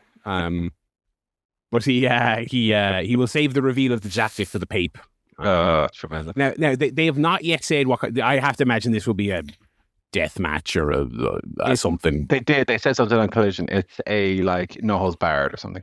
Okay, yeah. Because I mean they've been trying to use drills on each other and stuff. And the Painmaker cannot be contained by a regular match, of course. Here's the question for you though. Will Ciampa as the Psycho Killer have some like other look? Will he come out with? Like, I think so.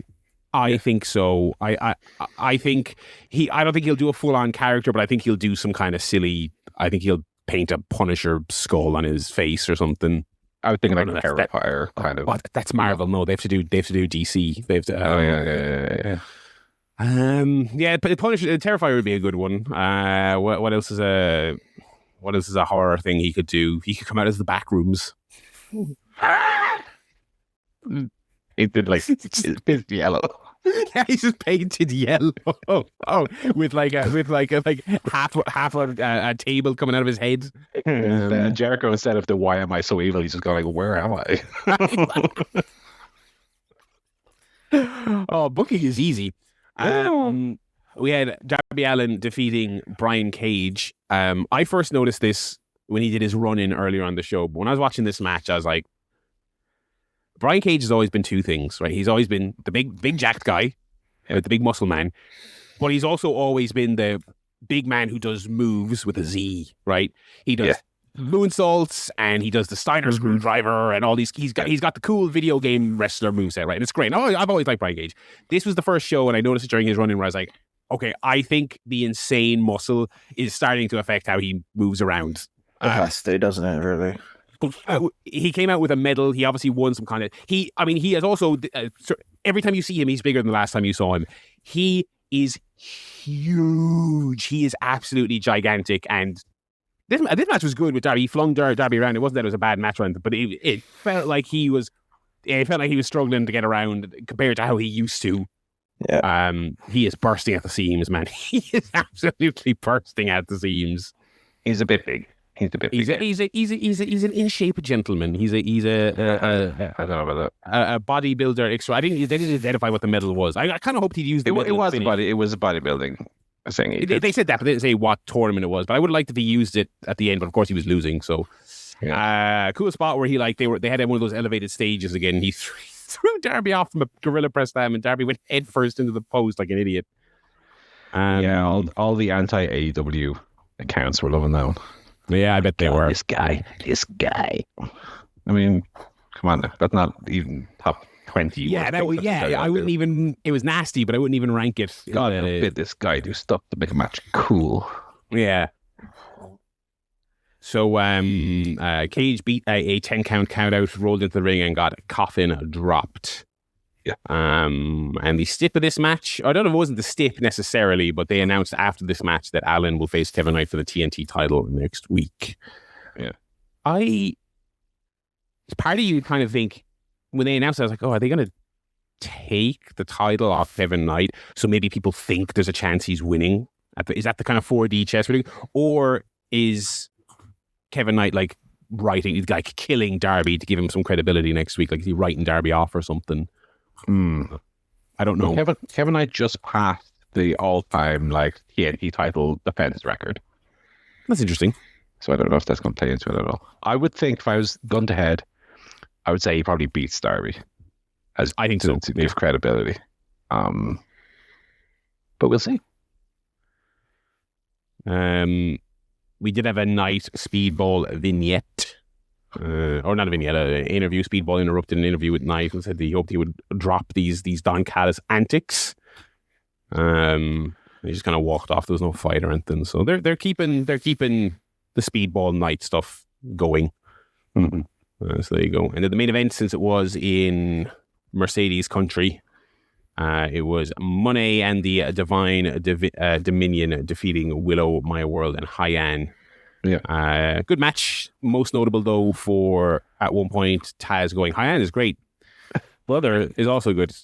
High off. And listeners, when I tell you, Excalibur and Tony, they have laughed at some shit in their time. They did not. I didn't even hear a smirk when. I did. I heard. It was some of the longest dead air I feel like I've ever heard on an AEW broad. They let that one sit. They let that. Tough crowd Jones over here. Oh dear. Also with Taz, we did get I just noticed, I forget which match was in one of the early matches. First Yam Bag reference in a couple of weeks. Oh, it's been a while. Yeah. Yam Bag. This is a good match, good action. I really like Divine Dominion. I think I'd like to see more Lena Cross. I think she's kind of, she was barely in the company a wet week, and then they put her in this kind of 5-minute challenge kind of role. But I think she's really good. That's the thing, they're the tag champions. They can still have the odd singles match, Tony. Lots of crazy bumps. Mercedes took this fucking great bump where she went for the frog splash on Maya World. Maya got her knees up. Mercedes somehow took the knees to the gut and also bonked her face so hard off. Took a pile driver. She took a fucking pile driver. And I was like, oh God, she's great. She's fucking great. The bumps that she takes. So Money, of course, got the win. So there you go. That I was very impressed with Hyan. I thought she I like. To be honest, I think the best thing for Maya World and Hyan, I think sticking with them as a team, I think is a good thing for a while. And even though it felt from the second the Dominion won it, it felt like okay, countdown to the Brawling Birds winning it. Well, while they're chatting with Phil Mitchell down to Queen Vic, I think Maya World and Hyan might actually be getting over and getting a bit of a crowd connection going. So maybe they'll be the Divine Dominion unseaters. Plus, it kind of like obviously they've got this thing at the moment. There's like something there with Maya. Obviously, she's not quite ready to be the world champion. Obviously, but they like that might be a nice thing to like. We're going to acknowledge that we have something with Maya, so we'll give her the tag titles, Interesting, yeah. That division remains interesting enough, I would say. And there was no angle, there was no nothing. It was just Monet closing out her hometown show. Brian Alvarez very annoyed. No Hangman, which I will say I think is a fair criticism. I think Hangman showing up on a 24 hours notice on Collision and then not being mentioned at all on Dynamite is odd. Not being mentioned at all was strange. But then, as we talked about last week, he didn't really say anything on Collision anyway. Which him showing up at all was a bit strange. But that would beg the question. Yeah, beg the question. What are we even doing here? Operate. Which again, to the Brian Alvarez's point, why not announce it well in advance then? Yeah, the whole thing is strange. But especially since you've done all the hard work of keeping him off. 3 months while he sells the loss, which is a good thing to do, and that's the hard thing to do. A lot of say TNA do it a million times, WWE have done it a million times. You do this thing where you do an angle like that, but then you panic after 2 weeks. It's like, oh, but I need my stars back on TV. John Cena when he was quote unquote fired never missed a Raw, right? Because AEW did the hard work. They came off just to fling him out on a random Collision and then not even reference. It's odd. It is very very odd. But a good Dynamite nonetheless. Lots of good matches. I neither hated it nor loved it. I thought it was good. In fact, I watched it. I was like, yeah, pretty good. Somewhere in the middle of the road. So that's why I was surprised to see Alvarez and Meltzer felt so like strongly about it. I was like the Commander Fletcher match was excellent. Everything else was like good. We have a fairly loaded up card here for the Pape. I don't know what we're going to do next week. Obviously, there's a Sunday Pape. I don't know. We'll figure that out later. But I might just run through the card here quickly before we move on. Shota versus Maya World for the TBS. That's interesting. It's not on the pre-show, no? Doesn't seem to be. Doesn't seem to be. No. Usually when they announce things for the pre-show, they do say that they don't take fair. So so there you go.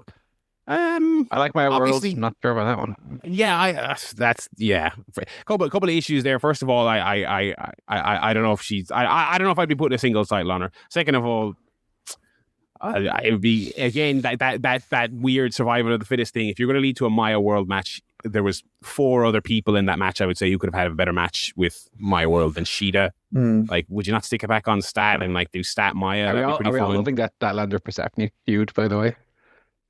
Well, is there one? Is that sarcasm? No, I'm being sarcastic. Yeah, it doesn't seem like they've got a whole lot going for Stat at the moment. Death Riders, John Moxley and Will Ospreay versus the Young Bucks. I mean, for the second match, the card way down the billing, that's going to be pretty dang great. Yeah. I would assume. Speaking of pretty dang great, Cage and Cope versus the Death Riders, but this time it's Claudio and Pac, which is a pretty good team. Interesting that they're doing that.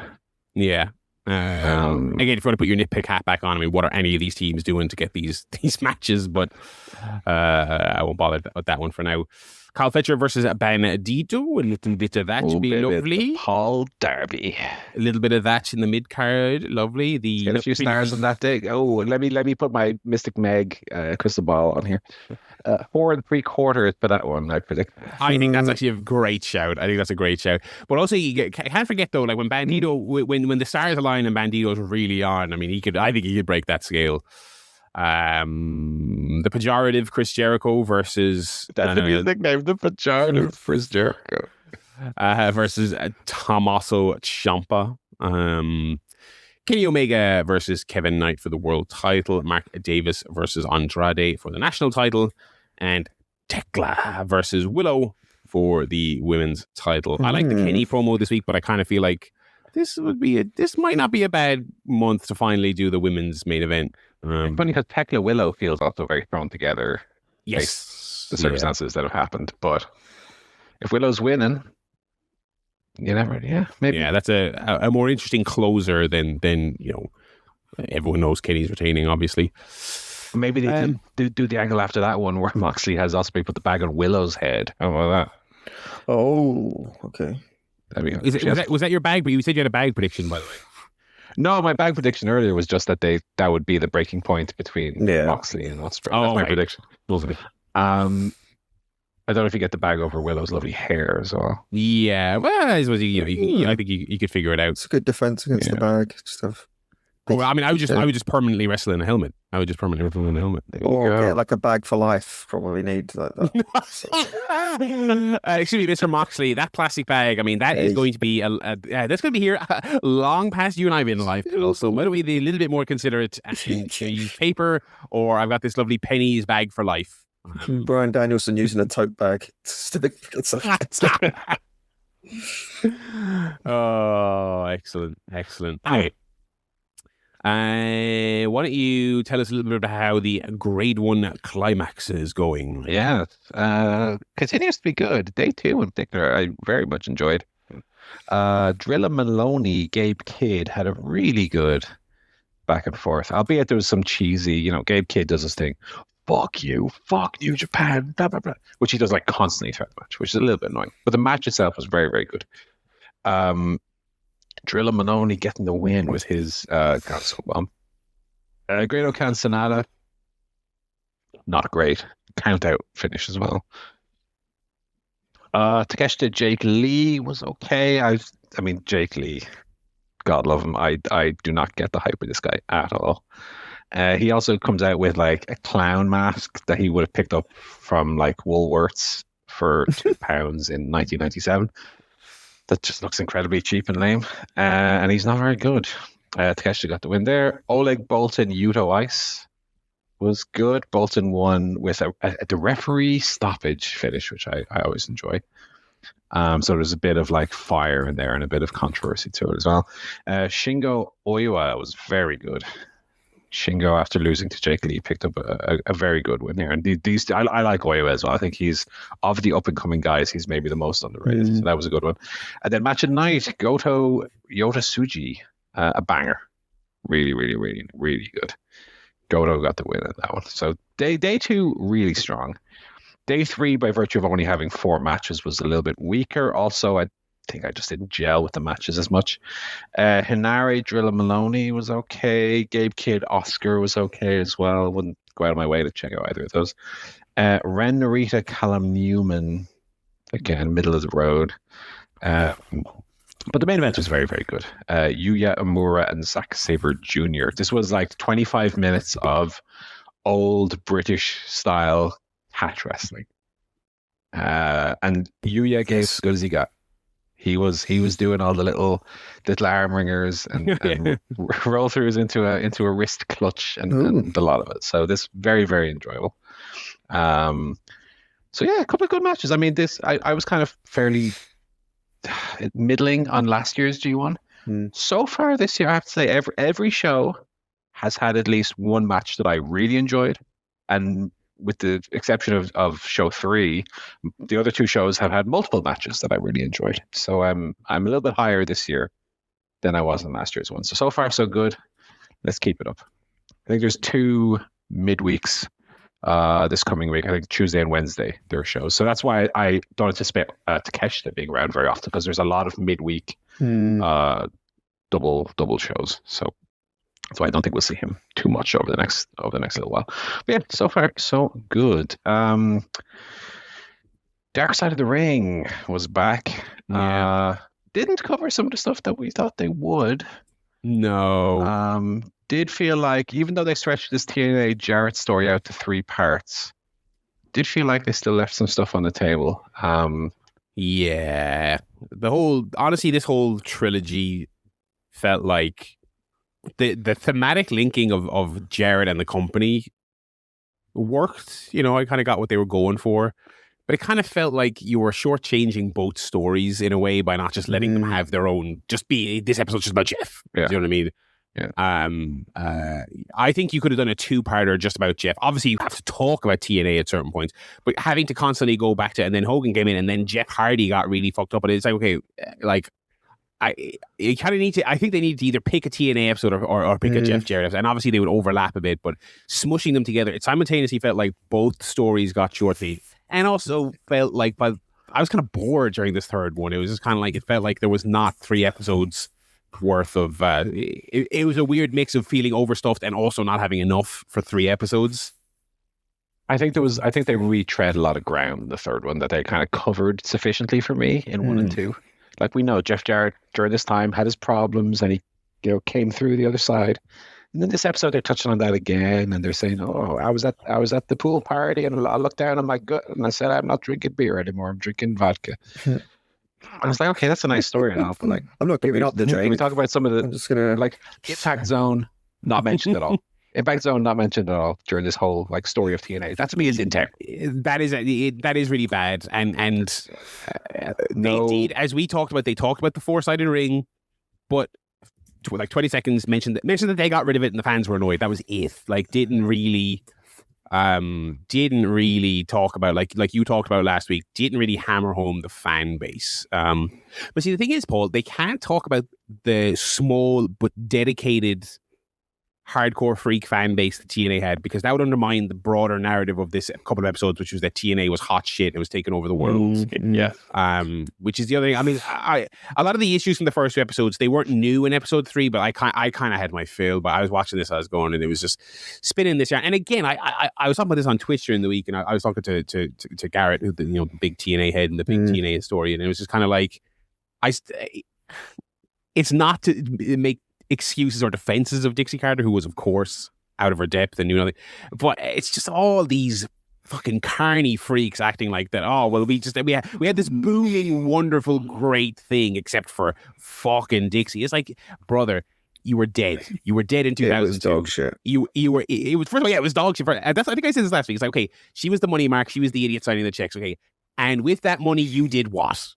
Which is why they have to lie and talk about how class TNA was, and but it's just this constant, like, she ruined it, and she was this and she was that. Like, she was, but also it's like, it's not like you had this great thing going and she fucked up. And the other thing as well, I mean, I think the core failing of this as a documentary, which is what this show is supposed to be, is they pretty much let this narrative fly that Dixie gave them money in 2002 to keep them alive, and then gradually over the course of 7 years or whatever, 2009, I guess they paint as when she finally edged out Jeff, she did a power grab. It's like, no, it was her company. She was the president. Yeah. Okay. And you might have been more forward facing, and she wasn't a TV presence until 2010, 2011, 2013. Yes, fine. And again, I don't even dispute that she was jealous. I think the timeline backs that up. I think 2013, she's all over the TV show, right? So I think if you want to tell me she was jealous of not being a central figure, and like so many other promoters throughout history, she got sucked in by the idea of, I have to be on television. Yeah. In order to, fine, but this idea that she did a power grab, brother, you had no power from 2002 onwards. It was like, you open the company, you've lost a shit ton of money, and then she bought it. It's like, it's this thing that she like slowly clawed her way up the ladder and eked Jeff out. It's like, no, man. It's just so, it is just such, the entire, so much of the course of the story is just a complete fabrication that goes completely unchallenged for the entire 3-episode run. So yeah, I think I haven't the last. I remember. I think like most people, I watched the first 3 seasons. I watched every episode and I really enjoyed it. Some were better than others. Blah blah blah. I've kind of lost interest, and then I've dropped in a handful of times the last 2 years. And every time I drop in, it's, to be honest, it's kind of always a bit like this, where there's things about it that are good. But there's also a bunch of things where it's like, man, you're not really doing the work to kind of get the actual facts out of this. You're kind of just letting Eric Bischoff and Jim Cornette and this fucking guy and that fucking guy and this person who's never met a lie they didn't like telling, like just spit out this version of history, and it just goes completely unchecked, and it's becoming a very slickly produced wrestler podcast now, almost, you know. Yeah, I almost feel like in the early days having all the people who were almost like involved was an advantage, and now I feel like having the people involved telling their sides of the story sort of takes away from the pureness of the story being told.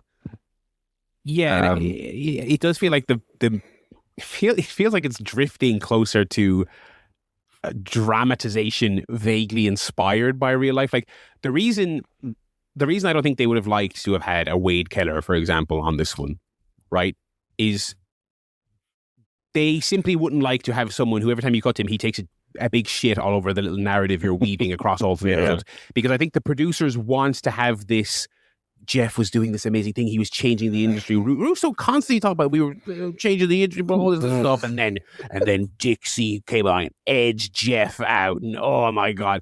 And it doesn't work if you've Wade Keller or Dave Meltzer. They're going, no, but they were producing dog shit, and they couldn't sell a pay per view for love nor money, and the Impact Zone was free in. Like it's a nicer story to sell to the Vice TV audience if those people just aren't there, you know. Now, with all that said, I'm really curious to watch the Joe Necro Butcher one next week.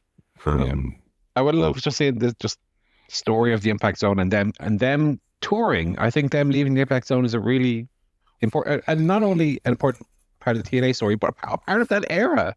You know, to me, that's critical. Billy Corgan not mentioned. They didn't mention when they would air on Eurosport and the commentator called the Swanton Bomb and turned into a drop. Didn't get mentioned. And they didn't mention any of the good stuff. But hey, you can't cover it all. They did not mention Hulk Hogan coming in and flexing and talking about the network. No, the Bear Dead brother didn't get touched on. It's actually, you know what? I didn't even realize until you just said it there. They didn't talk about the touring. Like Hogan, but again, because the producers love Bischoff and they did that Who Killed WCW thing, which was a big Bischoff suckfest. They didn't want to have anyone on the show say Hogan and Bischoff came in, and Bischoff's big idea was to. They were so polite to how the Monday night, quote unquote Monday Night War went. They pointed out that like we looked small time next to Raw, which is true. Didn't point out the complete obliteration of their ratings, and didn't point out that they said no, you have to go on the road. Big league companies go on the road, and all the money that costs them, and having to give away tickets to get to 3,000 people. You know, it didn't. Even that could have been kind of a good and bad, because obviously in the UK they did quite well when they were tour, right? They did shows from the UK. They looked very good, but yeah. Anyway, there you go. That's wrestling for the week. We got some non-wrestling guff to get to. And Paul, you've been on something of an odyssey lately. I sure have. To get through all them scary movies. Truly an Odyssean task. How are you feeling? How are you feeling? I've been good, Barry. Is you done? I'm not done. There's one remaining, the new one. Well, I was about to say, the new one came out today on digital, so which I will be watching probably tomorrow. Yes, me too. Why do I put myself through this? I don't know. I mean, I watched all the Dwayne Johnson movies. Were most of them any good? No, they were not. Are most of the scary movies good? No, I would say of the 5, 2 of them are like watchable. That being 1 and 3. 2 was absolutely atrocious. Yeah, I mean, barely a movie, just wretched. Yeah, like TV movie level, horrendous. And I thought, nothing I watch in this series will come as close to that a level of badness as 2 was. how wrong I was. How wrong I was. So Scary Movie 4, you'll be surprised to hear, is really bad. It's the last one of the 5 to feature Anna Faris. She's not in the 5th one. She's obviously back for the new one, but she was not in the 5th one. And I know, look, these 5 movies all have very similar senses of humor, right? But I mean, Scary Movie 4 is literally just people being bonked on the head for an hour. So if you like that, my God, this would be 5-star all day for you. But like, there is nothing to. Also, in terms of the movies that they choose to like parody, this is where they. I know with Scary Movie 3, which again I mentioned, for me is watchable. 3 was like Signs and.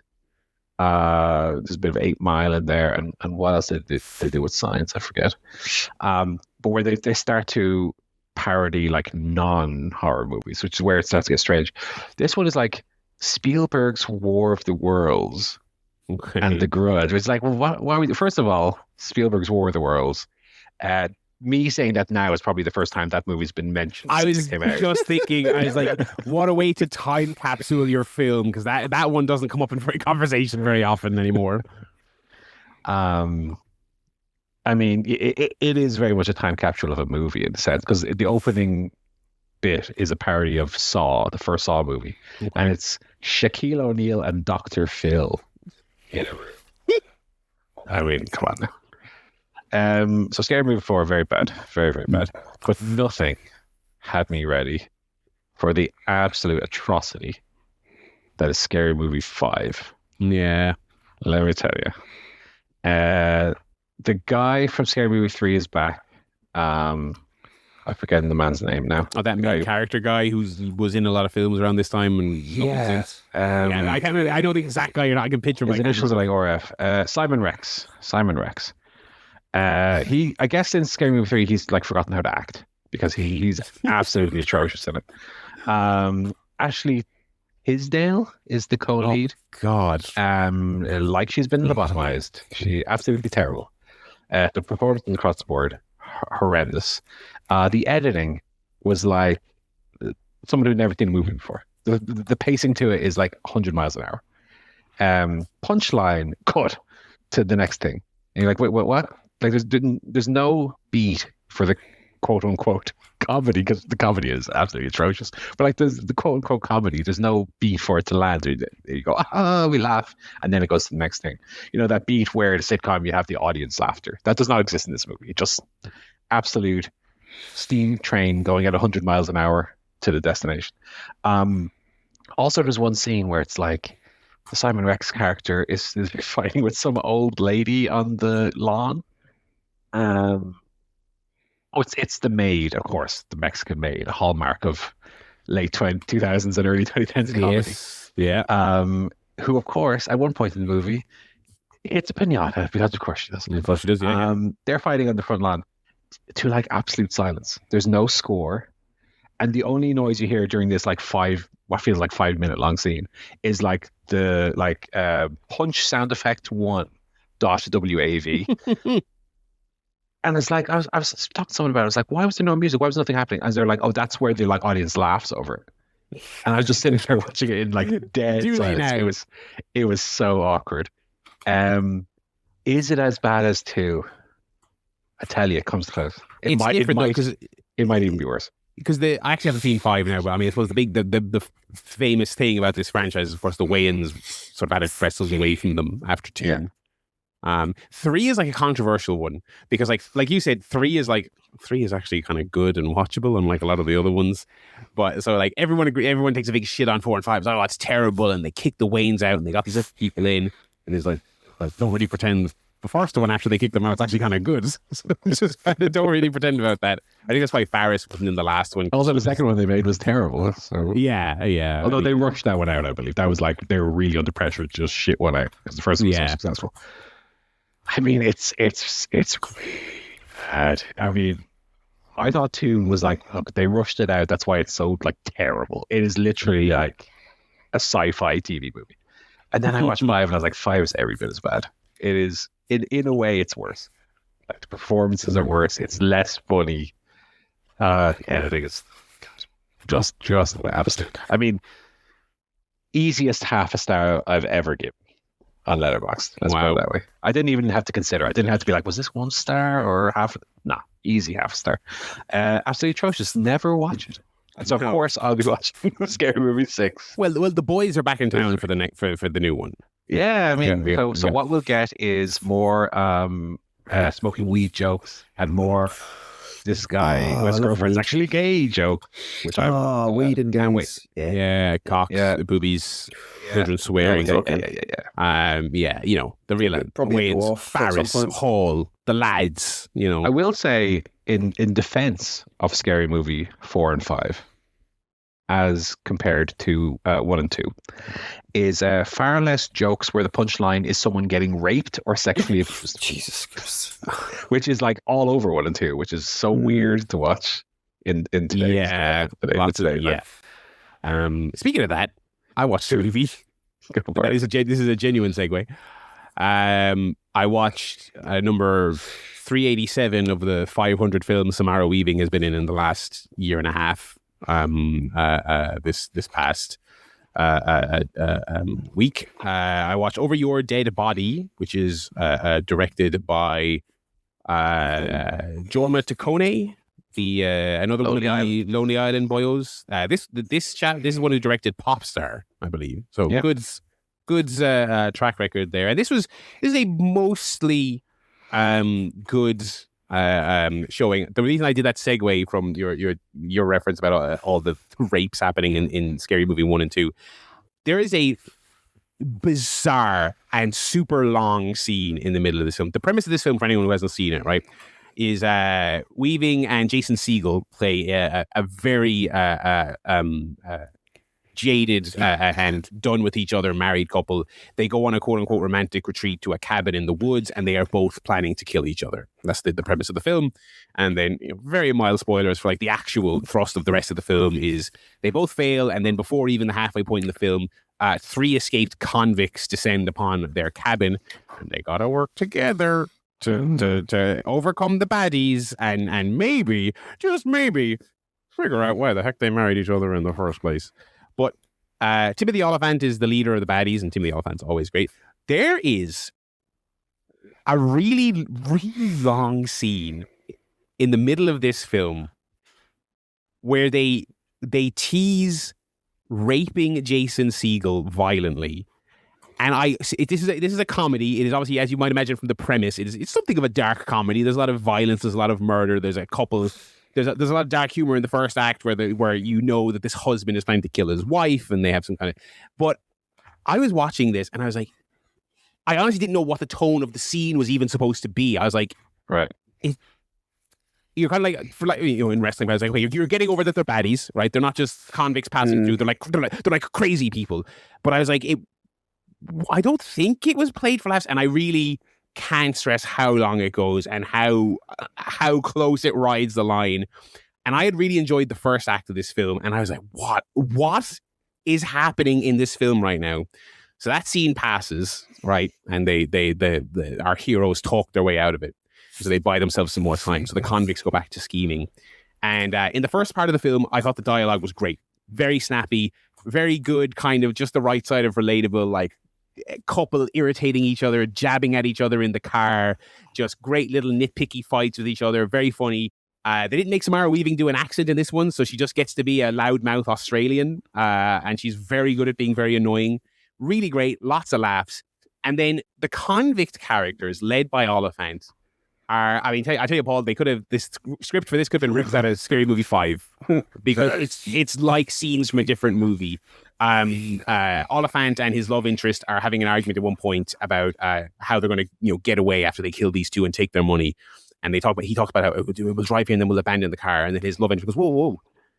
You're going to abandon the car, but it's your car. It's this. He's like, you're not going to show it some human decency. And he goes, it's a Volvo. And I'm like, what is happening? I was really enjoying this film. And then it was like 20 minutes of Jason Segel begging not to be raped and this terrible dialogue. So I was like, this thing is careening off a cliff. I will say the ship kind of rights itself a little bit by the final act. The final act is predictably extremely over the top, very, very wacky, very violent, very it's the payoff you would have expected you would have gotten watching the first act. But yeah, I ended up overall enjoying the movie, but it was like the closest I've ever seen a good film go to flying off the rails halfway through. Siegel, very good. Samara Weaving is one of my favorite actresses going today. She's absolutely fantastic. This is, Carolina I talked about last week was something totally different. This is more kind of in her wheelhouse, you kind of action comedy things she's done a lot of. Worth a watch, but odd in some places. Over Your Dead Body, that one was. Did I watch anything else? I also, getting in the Nolan mood, I watched for the very first time Memento, right? And that's why I thought Memento was a 4-star movie. Anyway, I was midway through watching Memento. Folks, what I've done there is, right? I had never seen Memento. I broadly knew it was an out of order thing. I didn't really know much about it. I knew the cast. I knew it was an out of order thing, and it was the breakout Nolan film. So I finally sat down and watched it, and I mean, it's great. It's really, really great. It's intriguing. It's well shot. Great performances. Big old Joey P. You don't get enough actors like Joey P in lead roles in 2026. Anyway, that is what Hollywood is missing. He's great. He's fucking great in this movie. And obviously, I thought it being a 26-year-old movie, and obviously being Nolan's big breakout, obviously inspired lots of other things, and there's been so many other movies like this kind of doing this out of order thing in the last 26 years. I watched this movie, and for those of you who haven't seen it, Guy Pearce's character kills Joe Pantoliano's character in the opening scene, and then the movie effectively plays the story backwards. And I was like, I know what the twist is going to be. It's not going to be what you think. And I was almost right in the first bloody act before Mr. Nolan said, you think you know, but you don't. Even 26 years ago, he was stringing me along. Really great, really great. I want to seek out that DVD version that has an Easter egg where you can watch the film in sequence, in chronological order, I suppose I should say. But yeah, really good fun. Very strange way to watch it. Very well done. Great performances. Carrie-Anne Moss, fantastic. And it's weird because you watch it and it's kind of like it's recognizably Nolan, but also not, because it has all these big concepts and these very clever ideas and messing with the structure and dealing with these deep kind of ideas of human memory and all this other stuff. But obviously it's from back before he had $800 gazillion for a budget. Yeah. So it's not recognizably Nolan in that sense. It doesn't have the big Inception folding cities or Batman crashing a car and stops. It doesn't have this. He doesn't have the same kind of soundtrack. So it's the kernel of what you would think of Nolanism is there, right? That's why I love it. I think it's still my favorite. That was one of my kind of early DVD era movies that I got on DVD. When I first got a DVD player and first started watching movies that were actually good, so I watched it loads of times, and I still, I'd say probably number 2 behind The Prestige, or maybe even number 1. It's up there in the top 2 for me. We'll get to it. Speaking of Nolan, can I jump in? Well, let me blow Barry's mind before you do that. Go on. One really interesting thing about the movie that you might not have picked up on first watch is that it's called Memento, not Momento. Oh, is it? Yes. I just looked at the rundown because I heard you pronounce it and I thought you called it Memento. What's that about? Wait, I did. Oh, shit. Oh, he's done it again. Mr. Nolan, you've done it again, sir. Sir, there was one final quit. And of course, I actually invented the concept of the Mandela effect when I made this film as well. It was really, really groundbreaking. The only, other than the Odyssey, the only 2 I haven't seen, Prestige and Dunkirk. I've never seen Dunkirk. Well, quite good, but it's a bit more straightforward. It's decent, Prestige. And funny enough, Dunkirk I own on Blu. I don't know how I got that. I have Dunkirk on Bluray. Dunkirk's good. Prestige is wonderful. I want to watch those 2 while we're in the midst of Nolan mania here. And also, I want those 2, and I want to rewatch Tenet, because I was firmly in the 3 stars, shrug my shoulder. Yeah, it's fucking cool Nolan stuff, but I didn't really get it. camp when I saw it the first time. I tell you what, I was exactly the same. My first watch, I liked it a lot more as rewatch. Yeah, I want to squeeze that in while we're in rewatch, second watch. Yeah. Prestige. I want to watch Prestige again now. You got me. Yeah, well, it's got a great little David Bowie performance in it as well. The Prestige. We almost steals the show for me, to be honest. We're deep in Nolan season, which will segue over to Joe. Because I believe, Joe, you have been on an Odyssey. It's Nolan season. I saw it on Sunday. The day after I went to the wedding, and I'll be honest, very hungover. I wouldn't I wouldn't recommend seeing a 3-hour Nolan film when you're hungover. That was the real Odyssey. So we did go and see it. It wasn't on any kind of fancy schmancy city slicker IMAX. It was just on the regular old big screen at the local cinema. It's just good enough for me. It's good enough for me.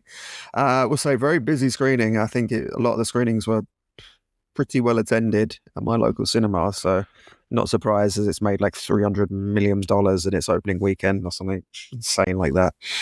I've never seen an adaptation of the Odyssey. I've never read the poem, obviously, because I'm not a nerd. So I kind of have a vague idea of what it's about, but not really. Went into it.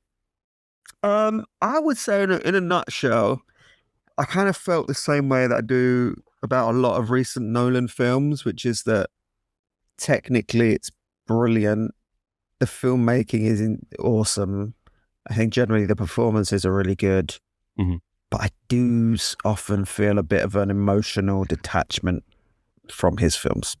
Right. I don't kind of get wrapped up in, oh no, is John Odyssey going to get back to ancient Greece or wherever he's from?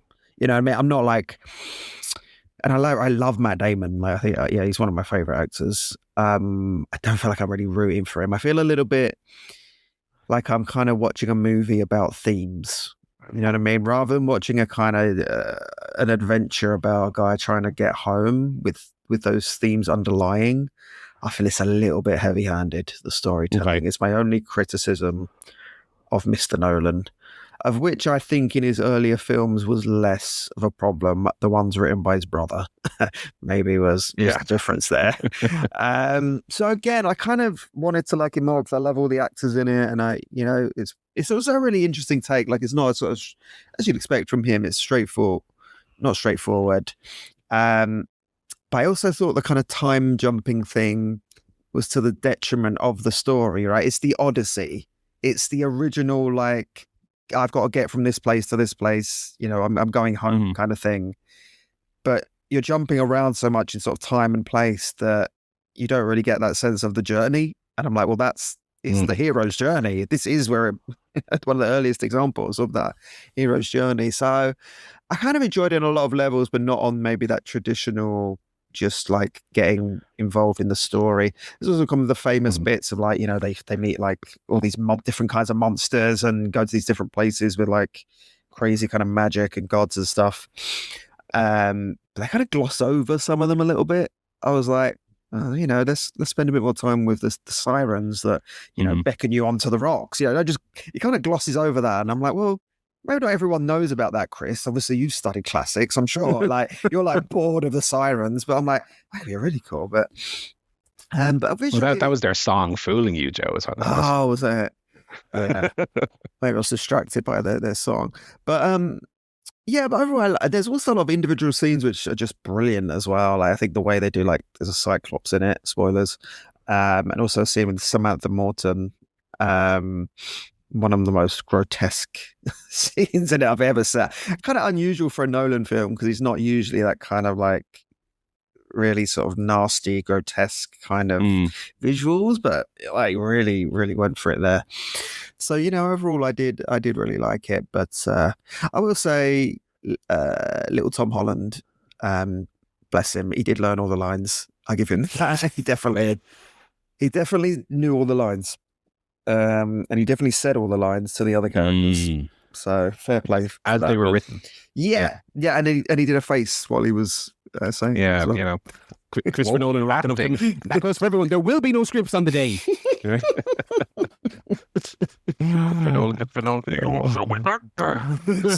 Spider-Man, Tom Holland. Oh, actually, Magneto. What Magneto again? Oh fuck me! Let me retire. John, we'll be talking about that in a second. John Leguizamo's in this as well, and he is fantastic. He basically plays the same characters in Chef with Jon Favreau, and he's brilliant. Like, he's got that Joe Pantoliano thing of like, oh yeah, like that's just a guy doing his thing, like, you know. He was really good. Yeah, overall, I did sort of like it, but again, I'm kind of waiting for that Nolan film where I really feel not just not intellectually, but like in the gut. I kind of really like get that was Interstellar for me. Did, like most people, it was only towards the end when it really got me. I was like, oh god, it's so. Yeah, but I think I generally agree. I think it's you're missing those. On Sunday, yeah, I caught a bit of Interstellar when we got back, and I was like, yeah, this is what I was thinking. This is because even though it's cheesy, it's like McConaughey, Michael Caine, the kids in it and everything. Like, yeah, like this is kind of what I want. A little bit of schmaltz or kind of cheesiness just to undercut the sort of intellectual filmmaking sort of side of it. Yeah. The cast is really the thing that was giving me pause about the Odyssey, and not in a racist way.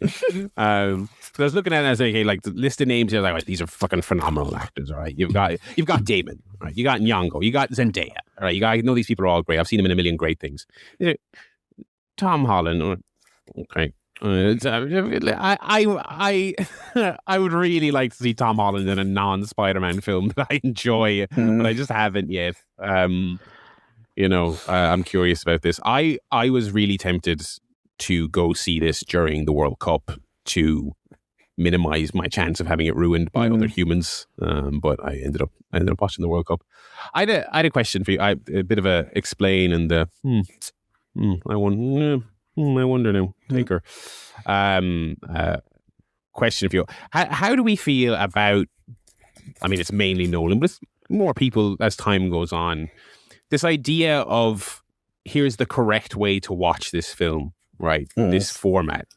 I don't have a problem with that in theory, but we've now gotten so specialized that it is like 43 cinemas on the planet can watch this film the correct way. And during the press tour, Nolan was also talking about the scarcity of IMAX. He's obviously such a student of the game that he knows the particulars of this stuff, and he's just like, look, they just don't make this stuff anymore, and you're basically counting on people to turn over broken ones and see if we can fix them, and then blah blah blah.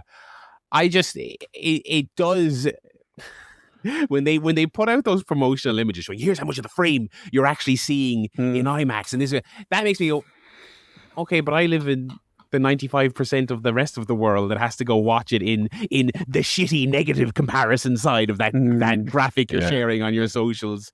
How do we feel about that? I think I saw my first IMAX film this year was Class. I would love to see it. I would love to see everything in IMAX, but I just don't have that capability. Like, what do you think about that? I mean, when I've seen IMAX films, and of course I do live in one of the places that has the down the road, the car, 10 minutes down the road. It was just big, to be honest. It was a big. I don't know. Maybe I'm missing something. It was just a lot bigger. It was like looking at a big... I mean, maybe when you're seeing a movie in IMAX, you don't appreciate the difference. Because I would say the same. I've seen movies in IMAX and they're just, it's a big screen. But I guess if a movie is being specifically shot and framed for a specific aspect ratio, and then you see it, like you saw the Odyssey, did you feel like you missed out by seeing the Odyssey, the aspect ratio you did? Not really. I think I just wouldn't know. Yeah, I wouldn't pick up on. I suppose that's a good way to be. If you go see the movie and you love it, and it's this great, Nolan experience with the visuals and the music, and you get the joy of going to the cinema. If you still got that, then I suppose maybe we are, or I am overthinking it. But I mean, the truth is, when I think about a movie that I really enjoyed, I don't necessarily think, did I watch it in the cinema, or did I watch it at home, or did I watch it in an IMAX, or did I, I watched Parasite on a plane the first time, and it was fucking one of the best movies I've ever seen. Even if I'd never watched it again, that was still like the best thing, because it was just, I'm into it.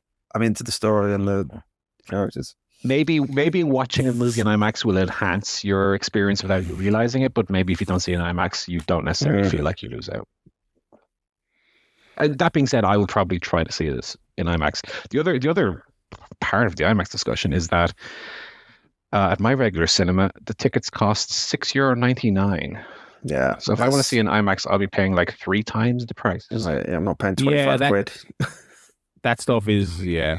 But as I've talked about before, since they did up my local Omniplex with the fancy chairs that cost more, it does keep the riffraff out. I mean, it's fancy chairs. No, absolutely. Yeah, I don't think I'll lose any sleep about seeing it in a normal big screen. You know, I will see it in IMAX, and I'll give the IMAX review for the group. Okay. And you and Joe can say, so you can say to Joe, okay, so at minute 39, Joe, here's what you actually missed at the top of the frame. John Bernthal was like really mad. John Bernthal got his knob out and was whiffing around. And you can only see it at the top of the frame because it was so big. I have it explain and wait, oh goddamn second here. Undertaker as well. Doomsday trailer came out today. Yes. New Avengers movie. Yes. Trailer looks absolutely shit. Everything. What do you think that movie's going to do? Well, they clearly haven't made the movie yet. I mean, there was no movie in that trailer, was there? It was just like a bunch of scenes with a speech over the top. Like show don't tell. This was totally tell don't show. Like is Thor going? It's like, he's the what? You think you've seen baddies before? Yeah. No. Yeah. He is the what? Worse than the purple space hippo that killed half of all life in the universe. Yeah. He's worse. Wait till you see him. He is with us. I don't quite know how. I've read some comics with Doctor Doom. I would by no means consider myself an expert. One bloke that like the Fantastic Four beat up a lot on their own, don't they? If I recall correctly. I mean, I don't know. Listen, the comic freaks I know are like, they are so pissed off that they've never gotten a good Doctor Doom. They love this character, but I don't quite I feel like this movie is going to be so exposition dumpy because they have to explain why the X-Men are there. They have to explain who this guy is. They eventually will have to explain why he's Robert Downey Jr. They have to explain why old Captain America is there. I mean, I'm just like, there's just... But they have a shorthand explanation for everything, which is just different universes. The multiverse. Yeah, that's multiverse. It's also why it's just really hard to care about any of this stuff now, because it's like deaths don't matter. You and I were talking about earlier. This is what I was saying to someone earlier, right? There's a bit in the trailer where Steve Rogers shows up for the first time in 19 movies. No, sorry, he was in the last Avengers. Yeah. But he shows up and Thor goes, "My God, it's not possible."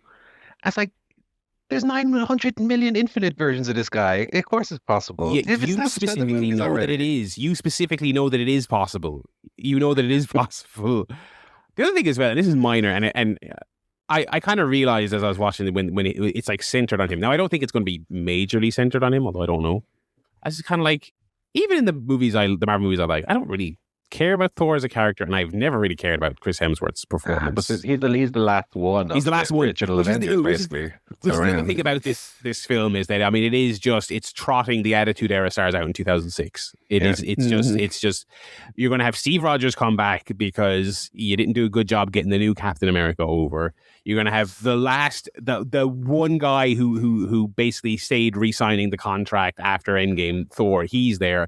And after doing a big send-off for him, you're bringing Robert Downey Jr. back again at you're paying him alone the cost of 80 obsessions. He gave him the Jeff Jarrett. Actually, I need $200,000. Like, I mean, on the subject of how it's going to do, I think it's going to be huge. I think it's going to be absolutely gargantuan. I don't think it will be as big as people expect, and I think it's going to make less of a profit because it's going to be so expensive to make. I mean, these guys. I agree with that. I think it will be a big hit. I think it'll be the biggest thing they've done since the 3 Spider-Mans movie. But I think you're right. I mean, we know Robert Downey Jr. is making 80 million quid. They had to drive the similar Brinks truck up to fucking Chris Evans' house. Right? They've got Pedro Pascal. They've got 900 people. They've got 900 people in the cast. They've got all the returning / recast X-Men. I mean, you know, Patrick Stewart's been around the block. He knows what he's worth as fucking Professor X. He ain't showing up for fucking the J race. Okay, he's getting paid. He's getting fucking paid. Ian McKellen goes, "Oh fuck me, Kevin Feige's number on my phone." All right, I'll do it. All right, Kevin, I'll do it for $1 gorillion. You know they got great deals to do sit in the chair for an hour acting. Yeah, I mean, like So I think you are right. I think it'll be a huge. I think lots of people will go see it. But yeah, I mean, how much is it? They somehow they spent 250 million quid on that wretched looking Moana film. What is the number for this going to be when it's all said and done? And plus, it's the Avengers. You know they will advertise the shit out of it. Fucking Fortnite, McDonald's, Happy Meals. Like this movie will cost like $500 million. Never mind what it make. I think when you like factor in marketing, this might end. This, in fact, probably already is rumored to be the most expensive film ever, almost certainly. So yeah, you're talking about a film that's probably going to have to come close to $1 billion to break even. This is my thing. I've said I think it'll make slightly under $1 billion. To your point, it might make more, sure. But I'm looking at the trailer. I'm thinking, like, again, to your point, Iron Man's not in it. No Spider-Man in the trailer. No Hulk in the trailer. They might be in the movie. I don't remember the 900 chairs with the names on the back. Sorry, I didn't know. I mean, that big pile of shite. And it's like, you know, I've seen people go, oh my God, the Avengers, meet the new Avengers, meet the Fantastic Four. Okay, Fantastic Four, that one, like 5 out of 10 movie. That one perfectly fine, watchable film they made with these characters. Thunderbolts, I didn't see. I heard it was all right. It was good. And like the old Avengers, which is Anthony Mackie, Falcon, Thor, and Ant-Man. Oh my God, what a reunion. Yeah, I was watching this trailer and I honestly, my main takeaway was, holy shit, Shang-Chi. I completely forgot about this guy. Shang-Chi fighting, I don't even remember who he fights in this trailer. Gambit. I was like, we were in Deadpool, it's a joke. He was a joke, but now he's fighting Shang-Chi in like this big pivotal thing. And he's still in the same outfit. I was like, I'm sorry, did we not all agree that he looked ridiculous in that fucking... Cool. But the point of it, at least the point of the Deadpool thing was that he's in the 20th Century Fox graveyard world. Like, you know, now he's in this headline film in the same getup. And is he going to still be talking that stupid way he was talking, doing the bad Baton Rouge? Like, oh my God. Well, that's the other thing. Also, in the trailer, Xmen are in it, no Wolverine. So you got all like the crap Xmen, to be fair. No Deadpool, as far as I saw in the trailer. I mean, again, if the point of the trailer is to get people in cinema, why is the whole thing not just like Robert Downey Jr. is in it? Look, it's Robert Downey Jr. You know, in fact, they kind of underplay that weirdly. But yeah, to Joe's point, there's not much that gets me excited about it. It just looks like, all the crap people from those not very good films we did after Endgame, like the and this is like kind of unfortunate, of course, but like the Black Panther stuff with Boseman gone away. It's like that, but that all feels super unimportant now. And then with the fish guy who was the villain of the second one, like who cares about any of that? I realized, I was like, oh shit, I guess I have to watch that second one. Like, come on. So it just feels like, it doesn't feel like Endgame and Infinity War did, where it's like all the culmination of all the big stars. It just feels like, oh, here's what we have left after, you know, I mean, compare even to the first Avengers, where you had Downey Jr., Iron Man, okay, he's been recast. Steve Rogers, they wrote him off and immediately went, oh, we came back.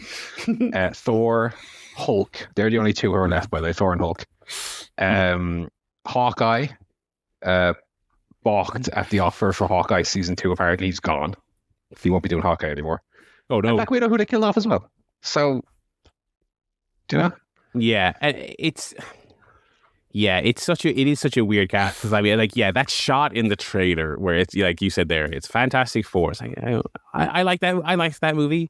I was like, I don't care. Like, you know, the big secret sauce for Endgame and Infinity War working was, first of all, there was a million things. It wasn't just one thing, but I think a key thing was that Guardians of the Galaxy was established as its own huge franchise, so it was kind of like that was two very successful films. So then you could do, okay, these guys are now crossing over with the Avengers, and so even though it's all Marvel stuff, it felt like an actual crossover. It felt like these two streams are crossing in an interesting way against this threat that you've been building up quietly for like 10 years. But it's all very nicely done. Then you get the Fantastic Four, who were in an okay movie that no one saw. That was a bomb. New Avengers was Thunderbolts was a huge bomb.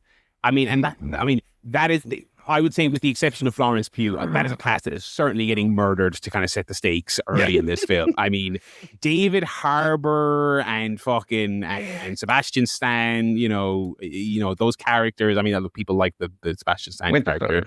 Winter Soldier. But also he's been he was back in the boom period. He was in the good movies, and he's just been kind of traipsing along. He didn't mean shit in that new Avengers movie. Realistically, like no, the existence of that character didn't get people out to see that film. And then you've got the mainline Avengers, which is like Ant-Man. Everyone's punchline about the Avengers, the Ant-Man movies.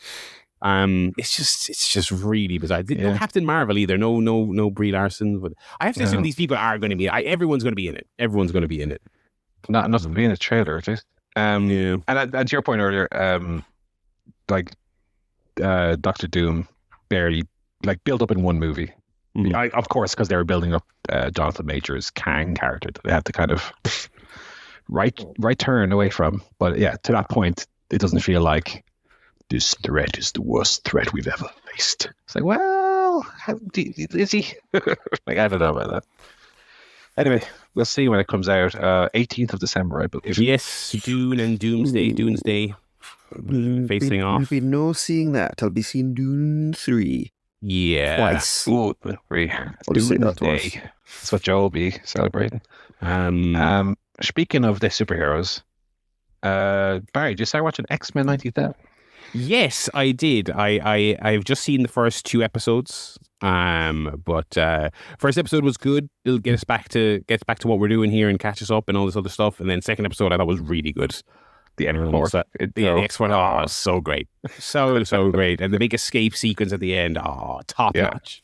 Really notch. Good.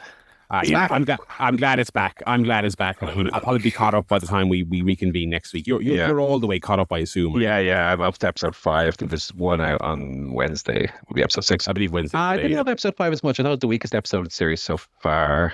I won't spoil anything. Maybe we can talk about it later. But there is something that was set up towards the end of season 1.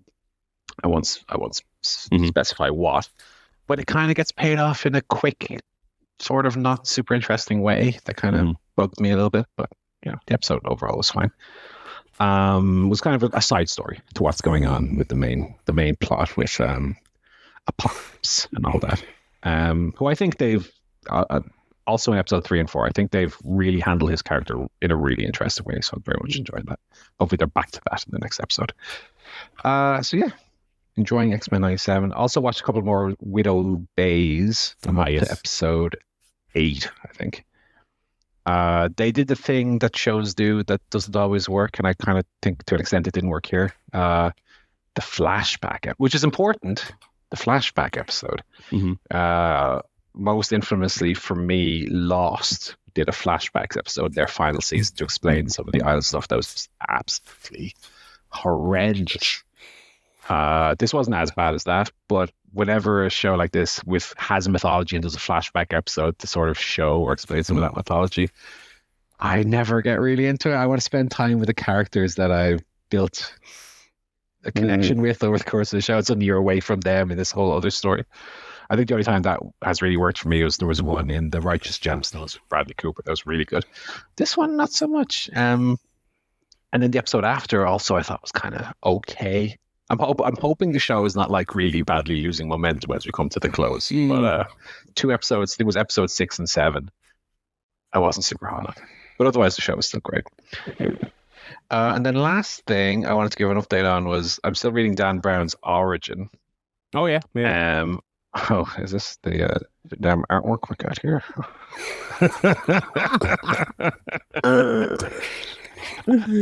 Oh my God. That's crazy. Oh my God.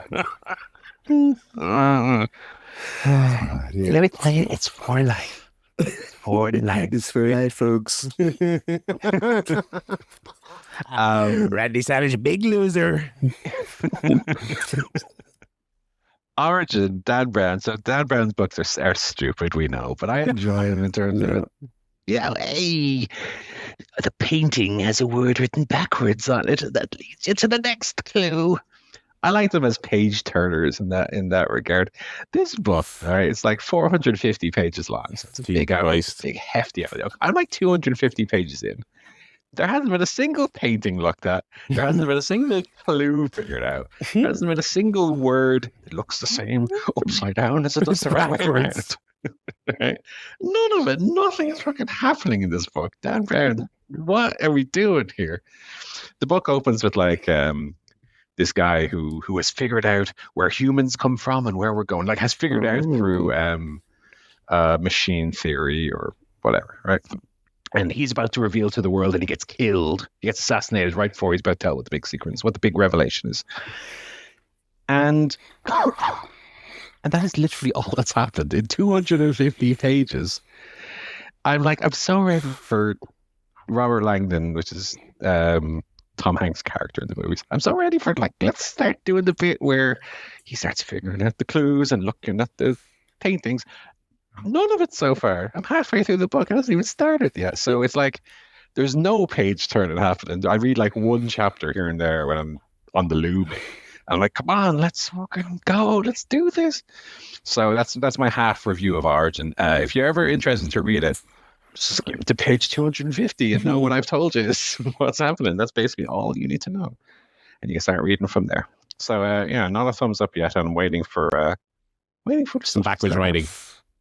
Yeah, very strange. Anyway, long one today. We'll close it out. Yeah, we'll close it out. We'll be back at some point next week. We might do a post-pape show. I don't know. But we'll figure something out. We'll let you all know in the meantime. ChairShotPodcast.com is where you can go to keep up to date with the fantasy leagues. Also, where you can go to pop us an email. We've got a World Cup take, a hurling take, a redemption take, a Nolan take.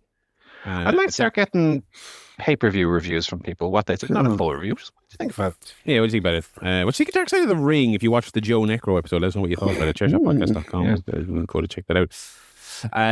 Or you can email ChairShotPodcast@gmail.com if that's easier. Whatever you. It's up to you. It's up to you, listener. It's up to you. That's what we do for this week. Thank you for listening, dear pals. Hope the rest of the week is good to you. It's goodbye from me, Barry. It's goodbye from Joe. Goodbye. Goodbye from Paul. I'm off for a jog. Goodbye.